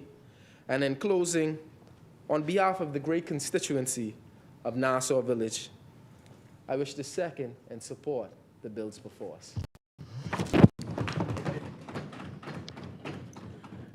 Thank you, Honorable Member. It has been moved and seconded that the following bill be read a second time and committed. A bill for an act to amend the Exempted Limited Partnership Act. As made, the chair recognizes the Honorable Member for East Grand Bahama.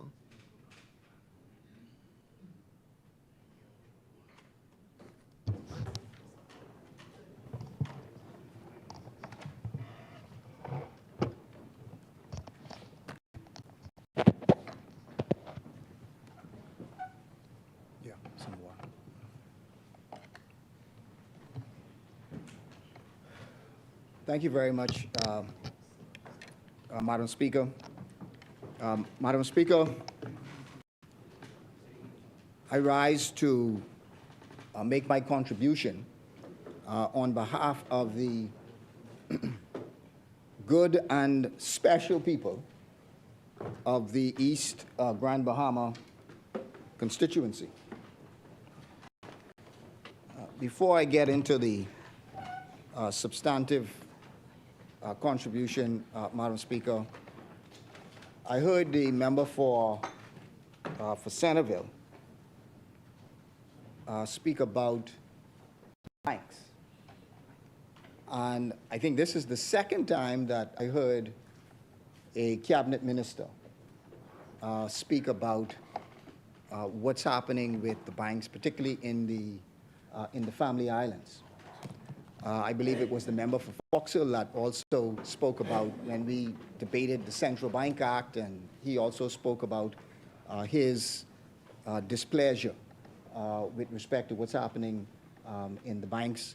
And then I believe there was also a voice note that he had put out that spoke to what was happening. And let me first of all say that I agree that there must be and there ought to be change with respect to what is happening in the Family Islands with respect to the banks, that there is a lot of removing these infrastructures from the banks, and also dissatisfaction with Family Islanders in terms of how they conduct their affairs with respect to banks. I know that when I was the Minister of State for Finance, this was something that we were keen on addressing. We had a number of talks and meetings with banks with respect to the same process, and we were in the process of putting together a complete plan, which also involved the sand dollar from the central bank that would assist in resolving this issue. But what I didn't do, which the members seem to be doing, is in my view, they are speaking as though they are in opposition, as opposed to putting in place those policy measures that need to happen in order to make the necessary change. I believe that the member for Centerville and also the member for Foxhill ought to convince his cabinet colleagues with a plan, a strategy on how to address the situation. and as opposed to vocalizing it. Now, we can always speak about things in the House, and we can always speak about the way that we wish we want things to happen. But they are the cabinet. They are the executive. If anyone in the country can affect change, it is them. Now, we are willing to work with you. We on this side, I said it before, that we are prepared to work with you in making those necessary changes. But it cannot be that the only thing that is happening is that you have two ministers who are prepared to speak publicly in satisfaction with the banking system. There is much more that has to occur, which is within their power to do. And we would like to see that what you have power to do, you do. Talk about it later. What you have power to do, you make the decision and you do. And so, you know, I leave those comments there. And it also takes me to a point where recently the Prime Minister made comments at the Cat Island Business Outlook, where he spoke about tax collectors and their means of collecting these taxes, as if he were not the minister responsible for the very same tax collectors. Again, it reminded me of someone who was in opposition, who is speaking about a government and is saying, this ought not happen, that ought not happen, this must change, that must change. Well, the power is within your hands. And instead of making public comments about what ought to have happened or what should not happen, because the very fact that you are making a comment about something within your ministry, what I would suggest means one of two things. Either you were the minister who gave them the directive or the policy to execute, or you do not or not, is not aware they are going rogue, or you have relegated your powers to them, and they're doing something contrary to your policy directives. But if they're doing something that you don't like, then you give a policy directive to change it. You don't make a public statement and say, oh, I'm dissatisfied with the way that things are going. Well, if you're dissatisfied, then you do something about it. You make the necessary change about it. So, Madam Speaker, that is the position I think that ought to have been taken with respect to those points. But, Madam Speaker, I rise, as I said, to make my contribution. I believe that these pieces of legislation originated from industry and were industry-driven. We have communicated with the Bahamas Financial Services Board. We support these legislation. In fact, I'm advised that the industry provided the draft legislation, and that that was the starting point to where we are today. This originated from industry. I can also say that these pieces of legislation have been around for some time and have been started, and now the process was started under the previous Attorney General, and so we obviously have to support. One, it is industry-driven, and two, these originated under the previous Attorney General and the previous administration. The principal change seems to allow for a change of the legal entity from a limited partnership to an IBC with the preparation and the registration of certain documents. The amendments to the Exempted Limited Partnership Act also does similar things and allows companies to move from jurisdictions, however, keeping their status and also keeping their property. This, I am advised, also is allowed in other jurisdictions and will allow the Bahamas to be more competitive. I'm advised that currently the laws of Bermuda and Delaware permit this, and so we believe in keeping with those jurisdictions. They are our competition, and in keeping with those, if we pass this, it does make us more competitive. These pieces of legislation, according to industry, provide a more flexible or provide more flexibility with respect to the management and operations of partnerships and also of IBCs. Madam Speaker, so we support these pieces of legislation. Let me say that outright. But this debate also allows us an opportunity, as was taken by the member for Centerville and also the member for Nassau Village. It also provides us with an opportunity to speak about the recently released green paper on corporate income tax. They researched us quite well and quoted the former Minister of Finance and also quoted myself. So, Madam Speaker, in July of 2021, after consultation, the government agreed, the previous government agreed in principle, to adopt the OECD G20 inclusive framework on base erosion and profit sharing, BEPS, two-pillar solution to addressing the global tax challenges, which calls for the implementation of a global minimum corporate income tax of at least 15%, and at that time it was to be implemented by 2023. I believe that may now have been extended to 2024. And let me make it clear that that is what we signed the Bahamas up for. As was made mention by the Prime Minister, we consulted before we did this, and it was widely accepted by industry that it does not make sense not to do it. The very point that the Prime Minister made, which was if we don't collect it, we lose it. That if we don't collect it, it is going to be collected in the multinational's home country.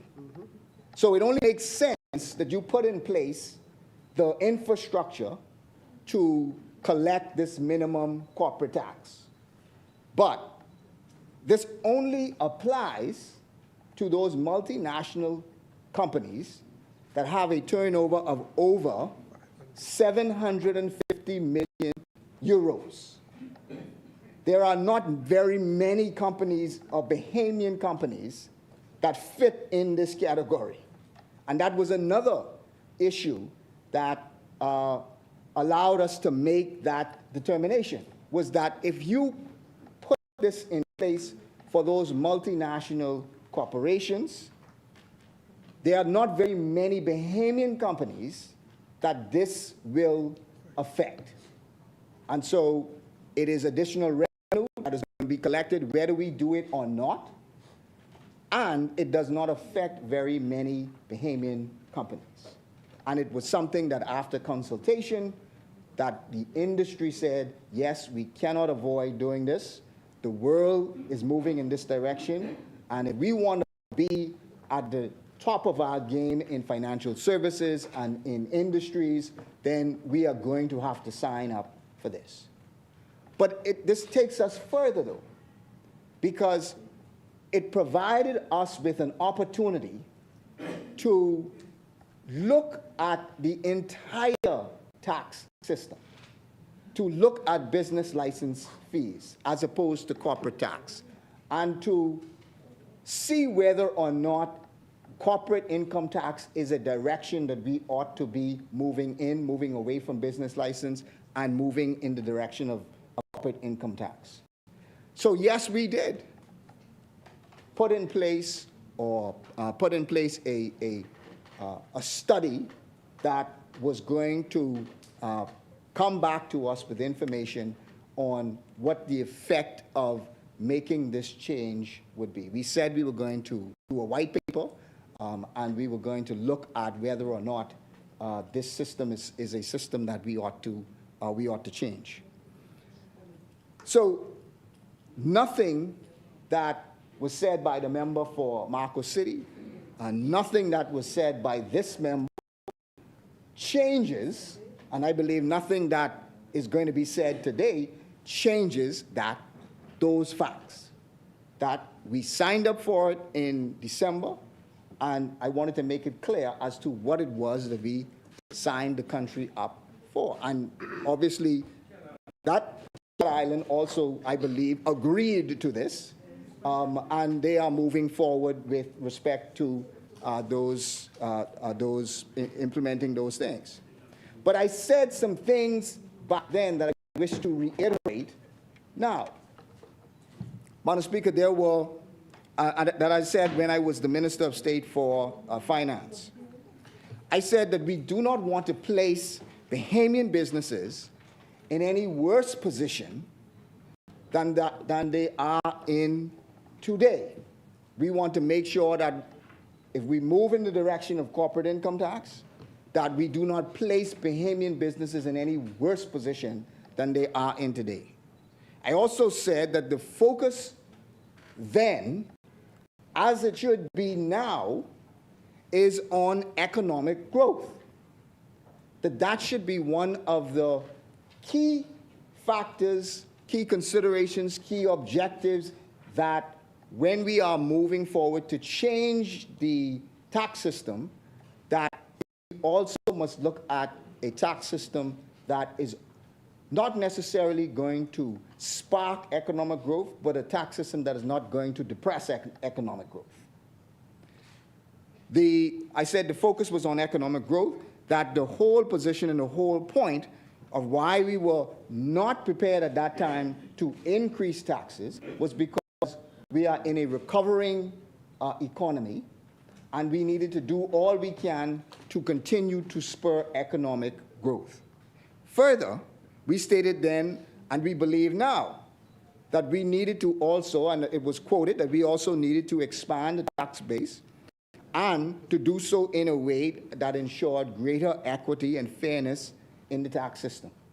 I said that then, I believe that today. So we did envision a report that would lay out various tax reform options available to the Bahamas and trigger public consultation on this issue. We were the ones who started the process, as was said. So we envisioned a report that was going to come out, and we envisioned that we would then, that this report would spark public consultation. So, Madam Speaker, let me make this point clear.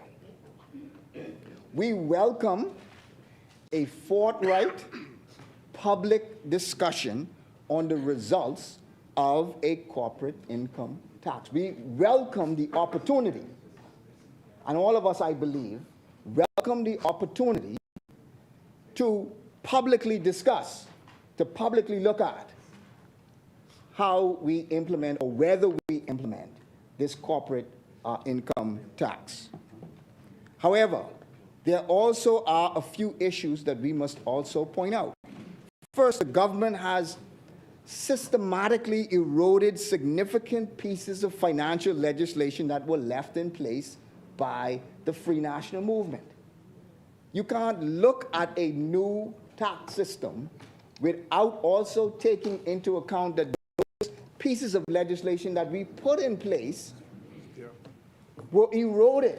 There were significant pieces of things that were in those pieces of legislation that the government decided, we can take this out, we can take that out, we can take the other thing out. No, not in these bills, no. Not in these bills, no.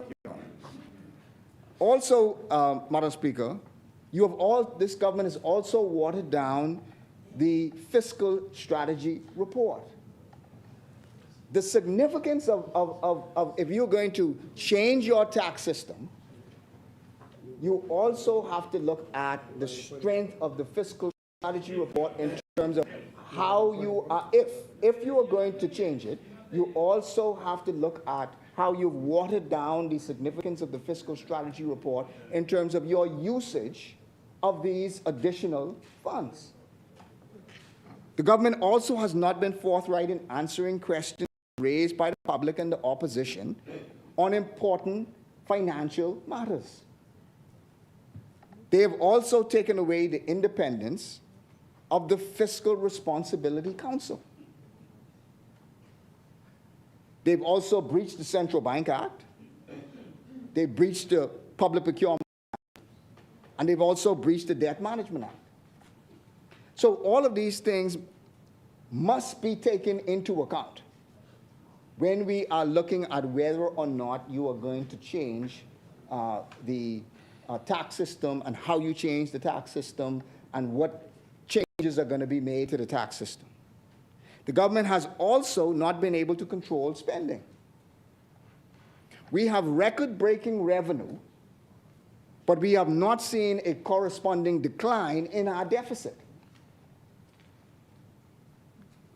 As a fundamental position, we cannot support the increase in taxation that does not come with a plan to reduce unnecessary spending. Now, let me be clear. This does not apply to Pillar 1 or the Option 1, which is what we signed on to, which is our international obligation, which we signed on to in July. That was signed in July. We stand by that. We believe that that is the right thing to do. But whether or not we implement corporate income tax in a domestic situation, all of these things must be taken into account. Secondly, the report is very concerning in that all four of the options, and this was stated in the report, seem to decrease growth, investment, and employment. All four of the options. I spoke to a couple of people about this, and they said, well, taxation is not necessarily supposed to spur economic growth, that the reduction in taxes is what you do if you want to spur economic growth. So the report speaks to the government having more revenue, and only if the government invests this revenue in the right places will it be reduced by 1/3. That's what was said in the report. But I would suggest that isn't this the wrong way around? Don't we want more funds in the private sector? And let the private sector do the investment. Let the private sector hire the people. Let the private sector grow the economy as opposed to taking money out of the private sector and putting it in the hands of the government and then relying on the government to put it back into the private sector or put it back in for infrastructure. I would suggest that we're looking at it the wrong way. What we should be doing is also finding ways to have the private sector keep their funds. And also by keeping their funds, they can then invest those funds into the private sector. They can invest those funds into our economy. They can increase additional employment and then also grow the economy and also grow revenue. Madam Speaker, the Green Paper also I would submit is, while we are going to fully put in place our comments and we are going to fully participate in this process, it is something that we take very seriously as an opposition, and it is something that we are going to participate in. But the Green Paper, I believe, is a little incomplete. We need more information from the Green Paper. For example, the objectives of the Green Paper is one, it should be the system, the objectives of, sorry, not the Green Paper, but the objectives of the corporate income tax. One is supposed to be a system that is more competitive, that makes the Bahamas more competitive. Two, it complies with the OECD objectives. Also, three, that there is a need to raise revenue. And 4, it is a system that is simple. Well, I would submit that we need a 5th and 6th objective. That the 5th and 6th objectives ought to be that we also need a system, or if the system does not do this, but we also must, that the government has a plan to economically grow the economy, and also increase the ease of doing business. So it has to be, when we're looking at taxation on one side, we also have to be looking at how do we grow the economy and how do we increase the ease of doing business on the other side. We cannot just look at it from a single point to say, okay, corporate income tax, this is the effect of corporate income tax, this is what the objectives are. But in looking at the corporate income tax, we have to, at the same time, look at, if we do this, how also do we increase the economic growth, and how also do we make it easier for people to do business in the Bahamas? So I would submit that you ought to also have a 5th and a 6th point to look at. These should be objectives that the government have in the forefront of their mind in moving our economy forward. Simply looking at the change in the system that introduces a corporate income tax or not is missing the larger picture. And if we just look at it from that sole point of view and we lose that larger picture, we can lose out. Does this involve a reduced corporate tax? Does this involve policies that reduce the cost of doing business? Does this involve accelerating digitization? Does this involve implementing corporate tax, putting in place reduction points for investment and employment? Those things I would submit ought to have been in the paper. That we're not just looking at putting in place corporate income tax, but if we put a corporate income tax, then these are ways that if you do X, Y, Z, if you employ X amount of people, if you invest X amount of dollars, there's going to be a reduction in your corporate income tax. Good point, yes. You must also put those things in place. We also, Madam Speaker, we also see the development plans on raising, that they believe that this is going to raise revenue. Now, my question, Madam Speaker, is this. They have put in place a projection of... These are suggestions, man. Let's recognize the honorable member. The member for East Grand Bahama seems to be embroiled in a debate on the Green Paper. The Green Paper is for dialogue and consultation throughout the country. Which I'm doing. You can make recommendations, but you're constantly referring to if we intend to. We haven't decided that. The Green Paper predicated upon the dialogue of the country. The subsequent White Paper will determine where we proceed. But so put it in context, and everything that you suggest, you could write. The opposition could write as recommendations, which you recommend, and please submit. But do not give the impression that some decision has been made for taxation. We want to make sure that it's not misunderstood, Madam Speaker. Thank you, honorable member. Let me move forward as my time is gone.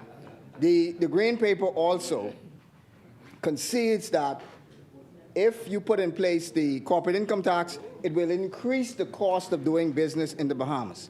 Therefore, I would submit that the Green Paper also ought to have put in place how you are going to counteract this increase in the cost of doing business if you do this. So we need, I believe, also a discussion has to be done in terms of, and this ought to be led by the government. And then we would also be able to comment on those things. Also, the Green Paper seems to be a bit uncertain in terms of how this will affect the area of Freeport. Now, Freeport also is an area that is supposed to be a tax-free zone, and we already pay business license to the Grand Bahama Port Authority, and if we're paying business license to the Grand Bahama Port Authority, I cannot envision having to pay corporate income tax to the government and also paying business license to the Port Authority. So that is a point that deserves comment. I believe that corporate income tax ought not be in the Freeport area because we are already paying business license to the port area.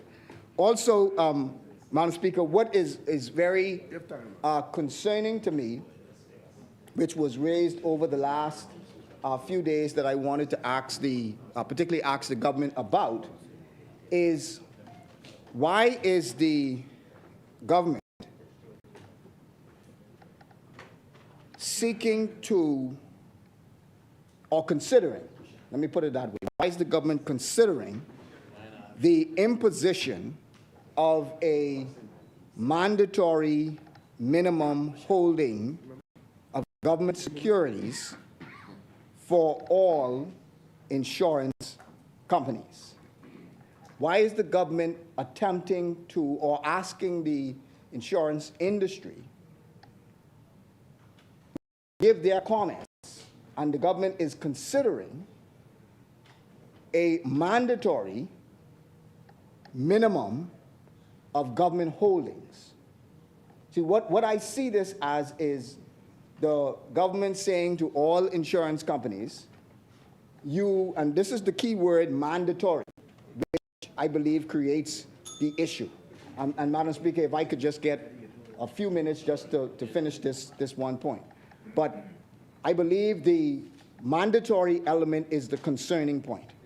Normally, for banks, other financial institutions, the government lays out their securities, and you have the option of deciding whether you are going to invest in those securities or not. You have the free option to decide for yourself, decide for your company, whether or not you're going to do it. This seems to be suggesting something different.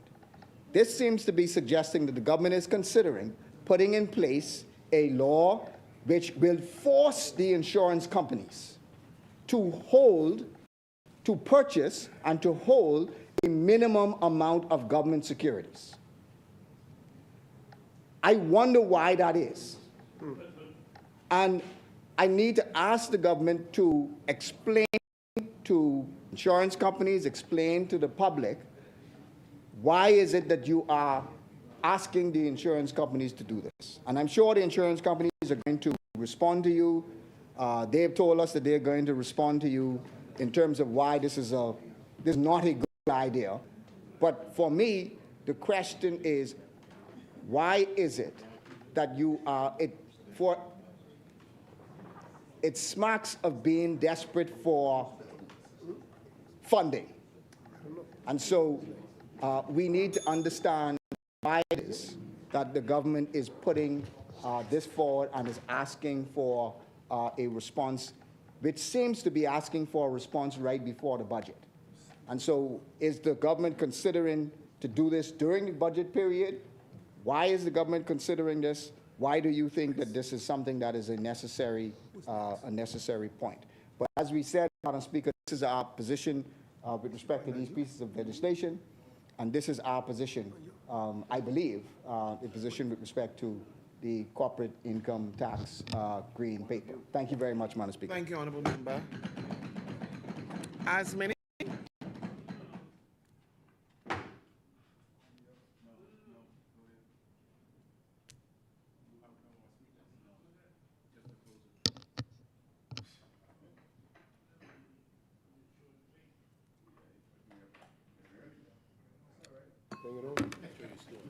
The chair recognizes the honourable member for Kalani. Thank you very much, Madam Speaker. I never anticipate going so early. It's never happened before. Madam Speaker, the government spoke a lot about the banking system in the Family Islands. And we recognize that there are challenges there. Many of the Family Islanders have been complaining. And the member for East End spoke about it. Because no banking system within many islands, they find themselves having great difficulties sending their monies to New Providence or wherever the system may exist.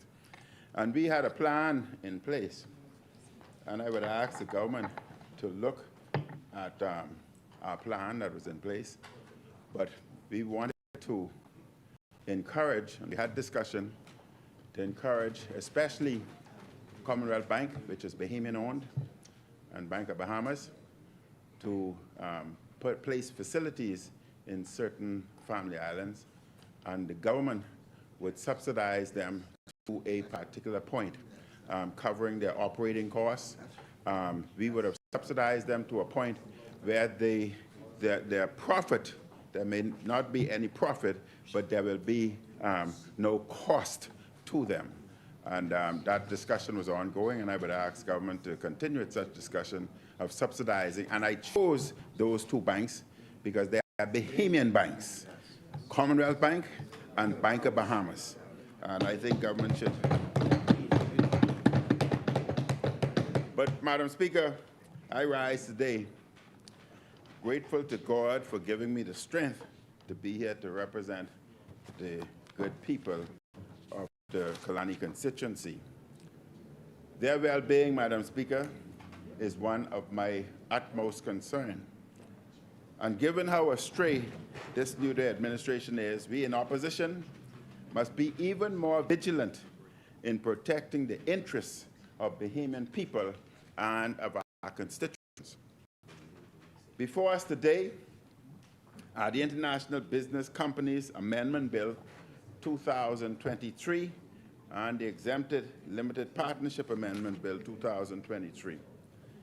The Exempted Limited Partnership Bill seeks to amend the Principal Act to provide for A, the continuation of an exempted limited partnership as an international business company, and B, continuation of an exempted limited partnership as a limited partnership in another jurisdiction, and the transition of the exempted limited partnership's assets, liabilities, and pending legal proceedings to the international business company or limited partnership in another jurisdiction. The International Business Companies Amendment Bill seeks to, in part, insert a new section, 84C, into the Principal Act to provide for the procedure of converting an exempted limited partnership and incorporated under the Exempted Limited Partnership Act as an international business company under the Principal Act. I support these amendments inasmuch as they help our financial services sector, which is the second biggest industry in our economy. I am pro-business, Madam Speaker, and pro-investment. And many Bahamians had low expectations of this New Day administration when they were elected. What has surprised many Bahamians is how hostile they are to business. Madam Speaker, I have spoken in this place several times about how the New Day administration and the New Day tax collectors are causing so many difficulties for Bahamian business people. At the beginning of the year, the newspapers were filled with complaints from business people at how difficult it was to register their businesses and to get the relevant tax compliance documents. It is disgraceful, Madam Speaker, that this Prime Minister, who is the Minister of Finance, allowed such chaos to happen. He's rarely at his desk doing work as both Prime Minister and Minister of Finance. He is the fly-away and traveling Prime Minister who prefers jet-setting and luxury travel more than he cares about the needs of our people. Consequently, Madam Speaker, areas under the direct control of the Minister of Finance, under his direct control, performed poorly. Many hoped that all the issues with business registration and tax compliance documents were resolved after the business sectors complained to the media and embarrassed the New Day administration. We were wrong. It seems there is still disorder and difficulty when it comes to the ease of doing business under this failing Minister of Finance. SuperValu, Madam Speaker, is a leading food store chain and a major business in the Bahamas. Many people were shocked to read the comments of its president in the Tribune on Monday, May 22nd, 2023. Under the headline, quote, SuperValu President, things aren't flowing. The company's president set out the problems the business is having, trying to get basic things done with this administration. The story said, SuperValu's president says that while profit-based taxation would be favorable for food retailers, the government must first prioritize the ease of doing business because things aren't flowing like they should.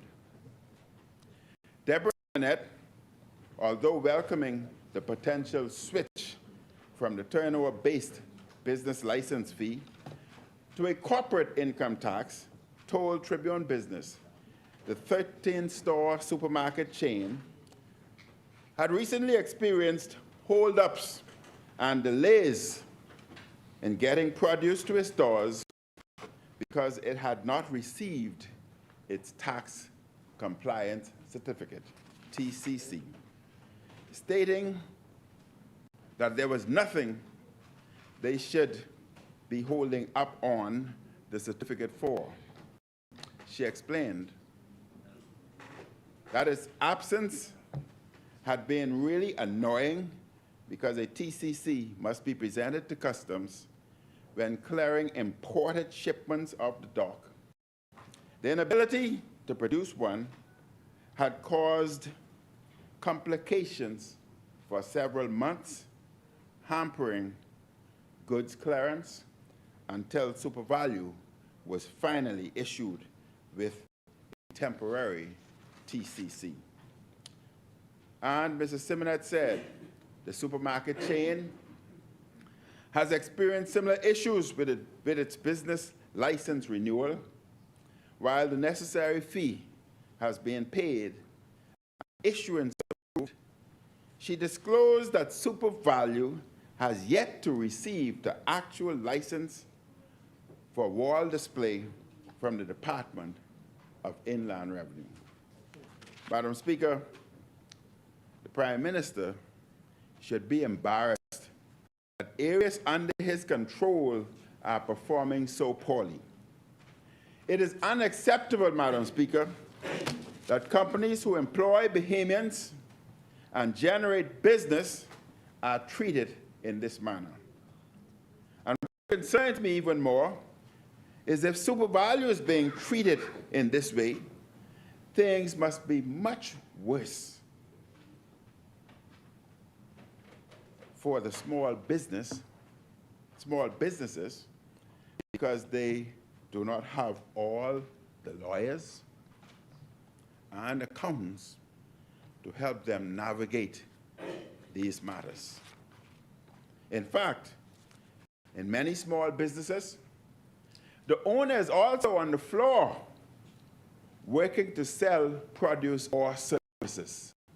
He becomes an innate part of his establishment. If they have to go in over and over again to the new tax office, that takes away from their profit-making potential. And in instances, sometimes presents a state of staff shortages.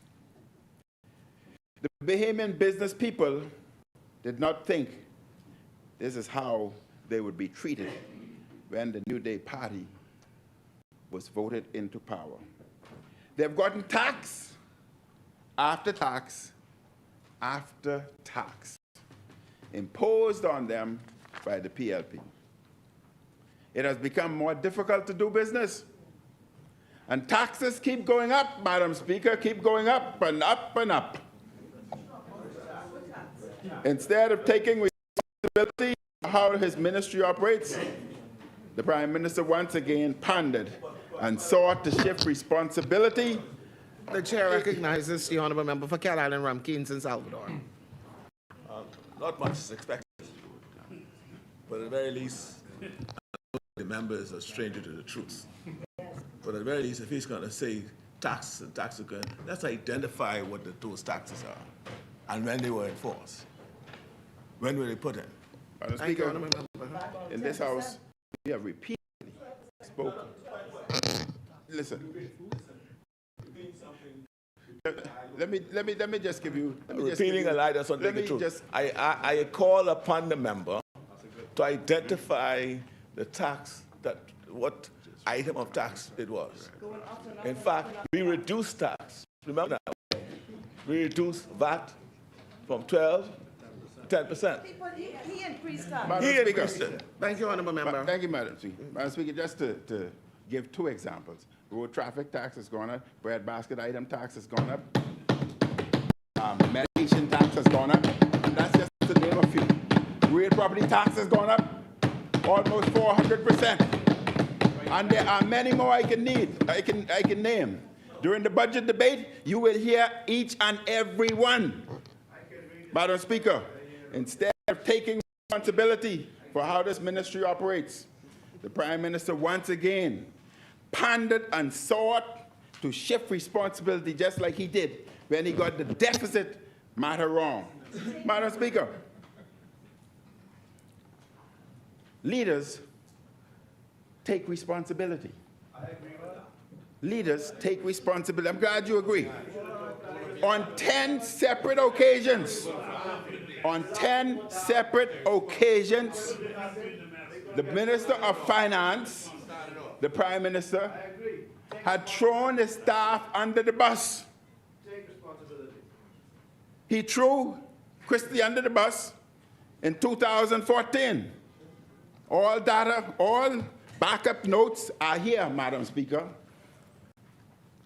The member for Fort Charlotte, the Minister of Works, was thrown under the bus in 2022 and referred to the Guardian article 22nd of November 2022. The staff was thrown under the bus.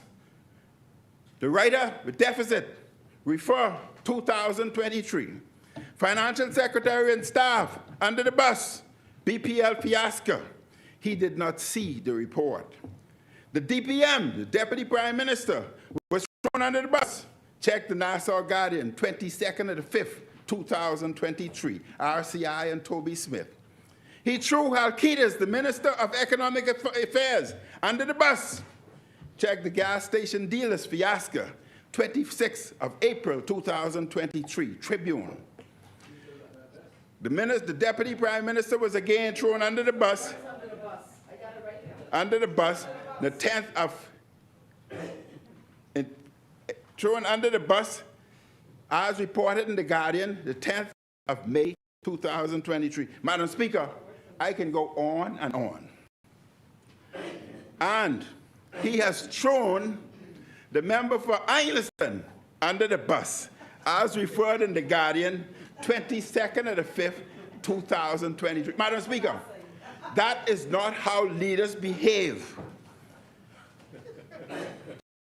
People look to respect their leaders who, when they see mistakes as a chance, mistakes are taken as a chance for growth and improvement opportunity, not as an opportunity to blame, shift, and throw others under the bus.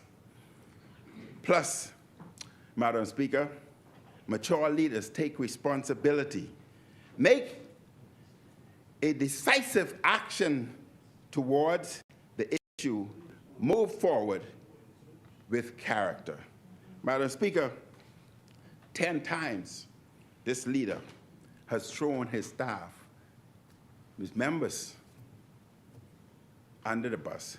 And as we progress with the debate, I will demonstrate the chaos within the cabinet and the chaos within the OPM and the chaos within the Ministry of Finance. But Madam Speaker, if there are chaos in such entities, my God, what do you think would happen in the Bahamas? Pure chaos. Madam Speaker, the Tribune reported last Friday, quote, the Prime Minister yesterday slammed blinkered public officials for adopting inflexible approaches to the collection of outstanding taxes that close the business and hinder economic growth and productivity. Quote, Philip Davis Casey, addressing the Cat Island Business Outlook Conference, said civil servants too often adopted, quote, well, pay me for his attitude to the issuance of business licenses and signing of public works contracts when the company involved owes tax liability to the public treasury. Rather than refuse to issue a business license, he argued that officials should instead discuss the outstanding arrears with the tax-paying business because talk will bring results. And if tax delinquent businesses were due to be awarded government contracts, Mr. Davis argued that the sum owed should merely be deducted from the value of the work to be undertaken.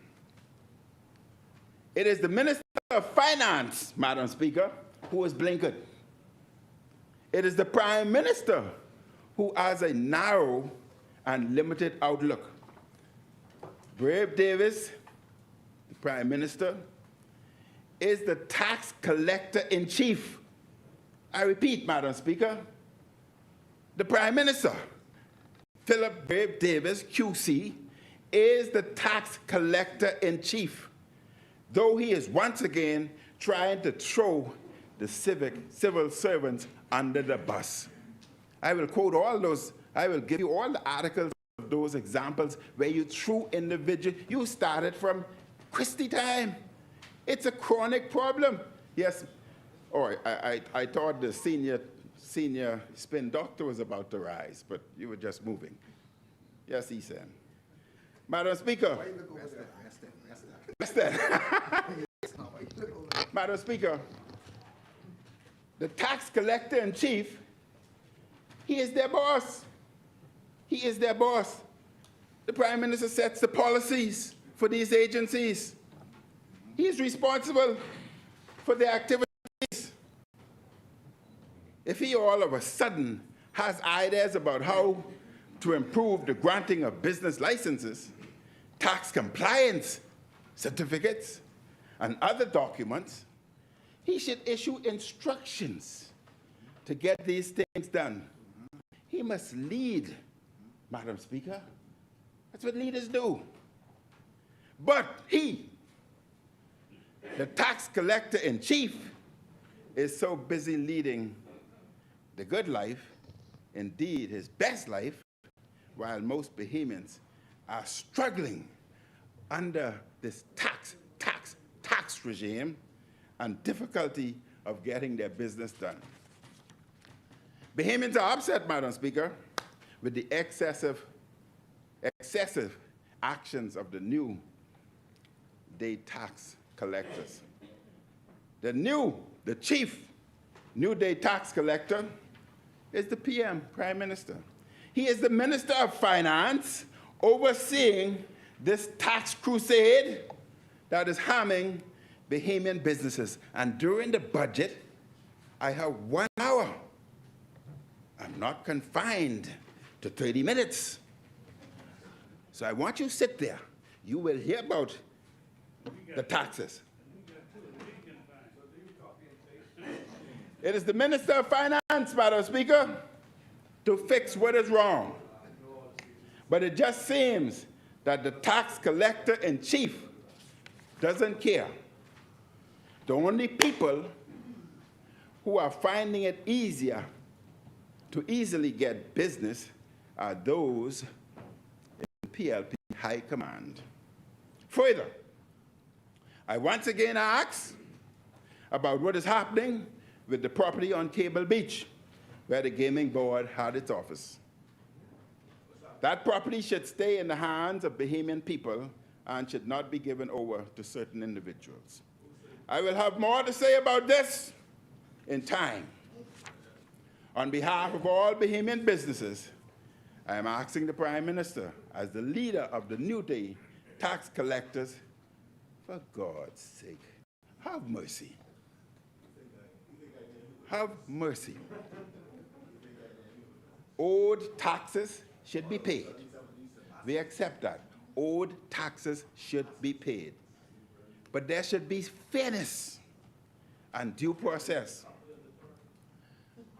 Tax collector in chief, more and more people are complaining that doing business in the Bahamas is becoming more difficult under this tax collector in chief. He is only focused on his self-appointed role as chief tax collector. We need him to have a heart toward Bahamian businesses and Bahamian business people. For God's sake, we cannot take any more taxes. There were some people whose real property tax was $800. Suddenly, we're up to over $4,000. For God's sake. People are hurting. People are hurting. Madam Speaker, our people are frustrated. Oh, the tax collector finally rise. The chair recognizes the honorable member for Canada Room, Kingston, Salvador. At least I'm not the competent authority. And I know the Bahamian people don't miss it. Not at all. Madam Speaker, he speaks about real property tax being raised.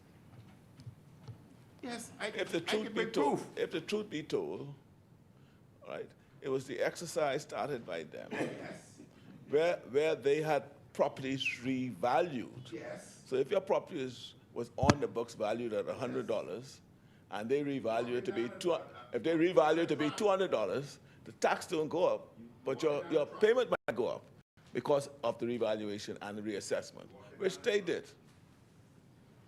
Thank you, honorable member. Thank you very much. The tax collector in chief is correct that we started the process so that we could evaluate homes, etc.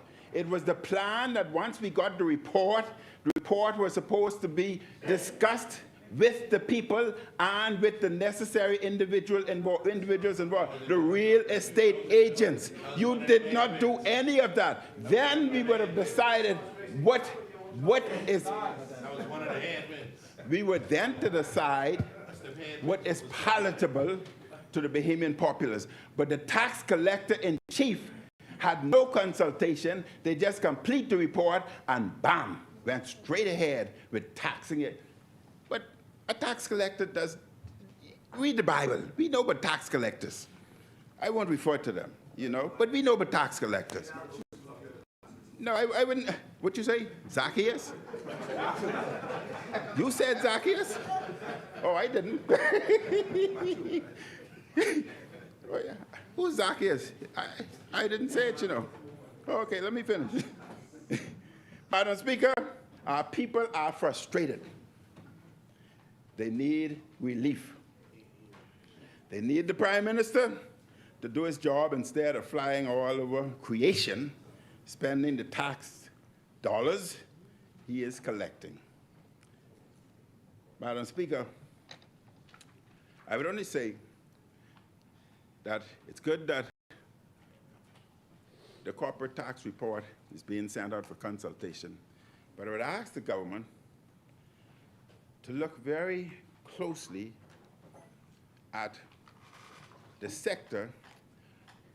Once an individual is paying business license, consider allowing them to pay business license not on gross, but on net. Madam Speaker, the challenge is this. Individuals can lose money, but have a high gross and still paying, as opposed to pay on net. But once they're paying on net, you must be careful so that you have the systems in place so that there cannot be any cost shifting. The business sectors would understand that, and if necessary, I can explain that at another time. The country needs an accounting of the recent extravaganza while the PLP High Command was in London. We want a report of the trip in London. How much who was there is not my business. That's not my business. We want a report. How much did the trip cost? Was it $250,000, $500,000, or over $1 million while you were enjoying yourself? Many people could not afford to buy food. Their water was being turned off. Their lights were being turned off. They were having great challenges while you were enjoying it. Now, Madam Speaker, they're introducing an independent jacket. Who's paying for that? Government paying for that too? You want to pay for jacket for all of us, including yourself, while people can't even buy bread? No, man. What else you paid for while in London? Madam Speaker, oh, what a glory day during the debate. 1 hour is a lot. How many people were there in the delegation? And how many people and whom did the government pay for? As for the jacket that you want to give us, I'll pay for my jacket. You know, those jackets may cost up to $1,000. Do you know how much that represents? I know Engliston is a nationalist. Engliston would prefer that money to go to help the people, not to give me a jacket. Not to give you a jacket. That's the people's money. You're taking the people's money to buy yourself a jacket? For God's sake, man. Help the people. Madam Speaker, the PLP has the PLP fully reimbursed the Treasury for their private trip to Bermuda for a political event? Madam Speaker, we debate the International Business Companies Amendment Bill 2023 and the Exempted Limited Partnership Bill 2023 with the hope of making the Bahamas a better place in which to do business. That is what we as legislators are doing. However, in order for there to be a greater ease in doing business, we need an executive that is able to execute the objective. Instead, we have an executive led by a prime minister who's causing more problems. And this prime minister won't even accept responsibility for his failures. Madam Speaker, many hope that the prime minister and minister of finance will show greater diligence, understanding, and care in the upcoming budget. I hope the prime minister will take time to familiarize himself with his government's budget and know basic things like the size of the deficit this time. More importantly, the country is waiting to see if his words about business license and other matters at inland revenue are more than just pandering and making excuses for his failures. Madam Speaker, during my last 3 minutes, I want to point out, I got 3 minutes. Kalani just recently had, last week, Saturday, a very successful women brunch. More than 70 women turned out. The speaker was Sabrina Pinder, and I thought she did an excellent job. And Madam Speaker, during my 3-minute speaking to the women of Kalani, I reminded them that women are the leaders in this country. They are the leaders in the world, and they must take their rightful place. who can undergo the pain of labor for 6, 8, 10 hours. And at the end of it, a beautiful, beautiful infant comes forth. That takes strength, Madam Speaker. That takes strength. The average male, one headache, and he's laid up for 3, 4 days. Madam Speaker, not the next 2 minutes. I'm talking about you all. Madam Speaker, I pointed out to them that they must take their rightful place in this society. After all, it is they, the women, who bring up our children, who ensure that our children are taken care of, proper environment, safety, etc. And 67% of the births in this country are a single parent, including myself. And the mothers are bringing up the children. The children are the future of the country. The young people are the future. Madam Speaker, what that means is our women are holding the future in their hand. Garnish it. Take charge. Take responsibility. Let us see 50% of females within Parliament. Let us see the women taking their right. Yes, you heard me. Let me see. Let us see. Madam Speaker, I've said before, leaders learn from mistake. And they take advantage of the opportunities. They take advantage of the opportunities.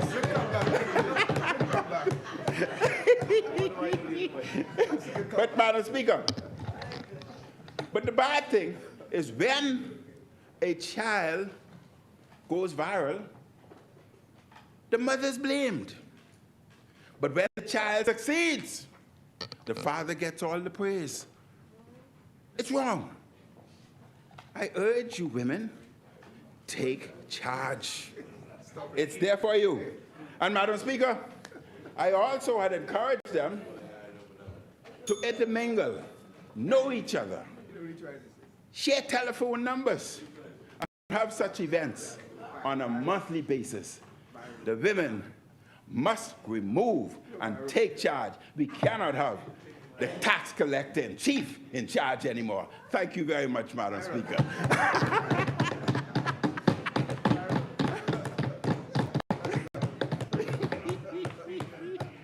Thank you, Honourable Member. The member for Kalani in his final 2 minutes rather confused me.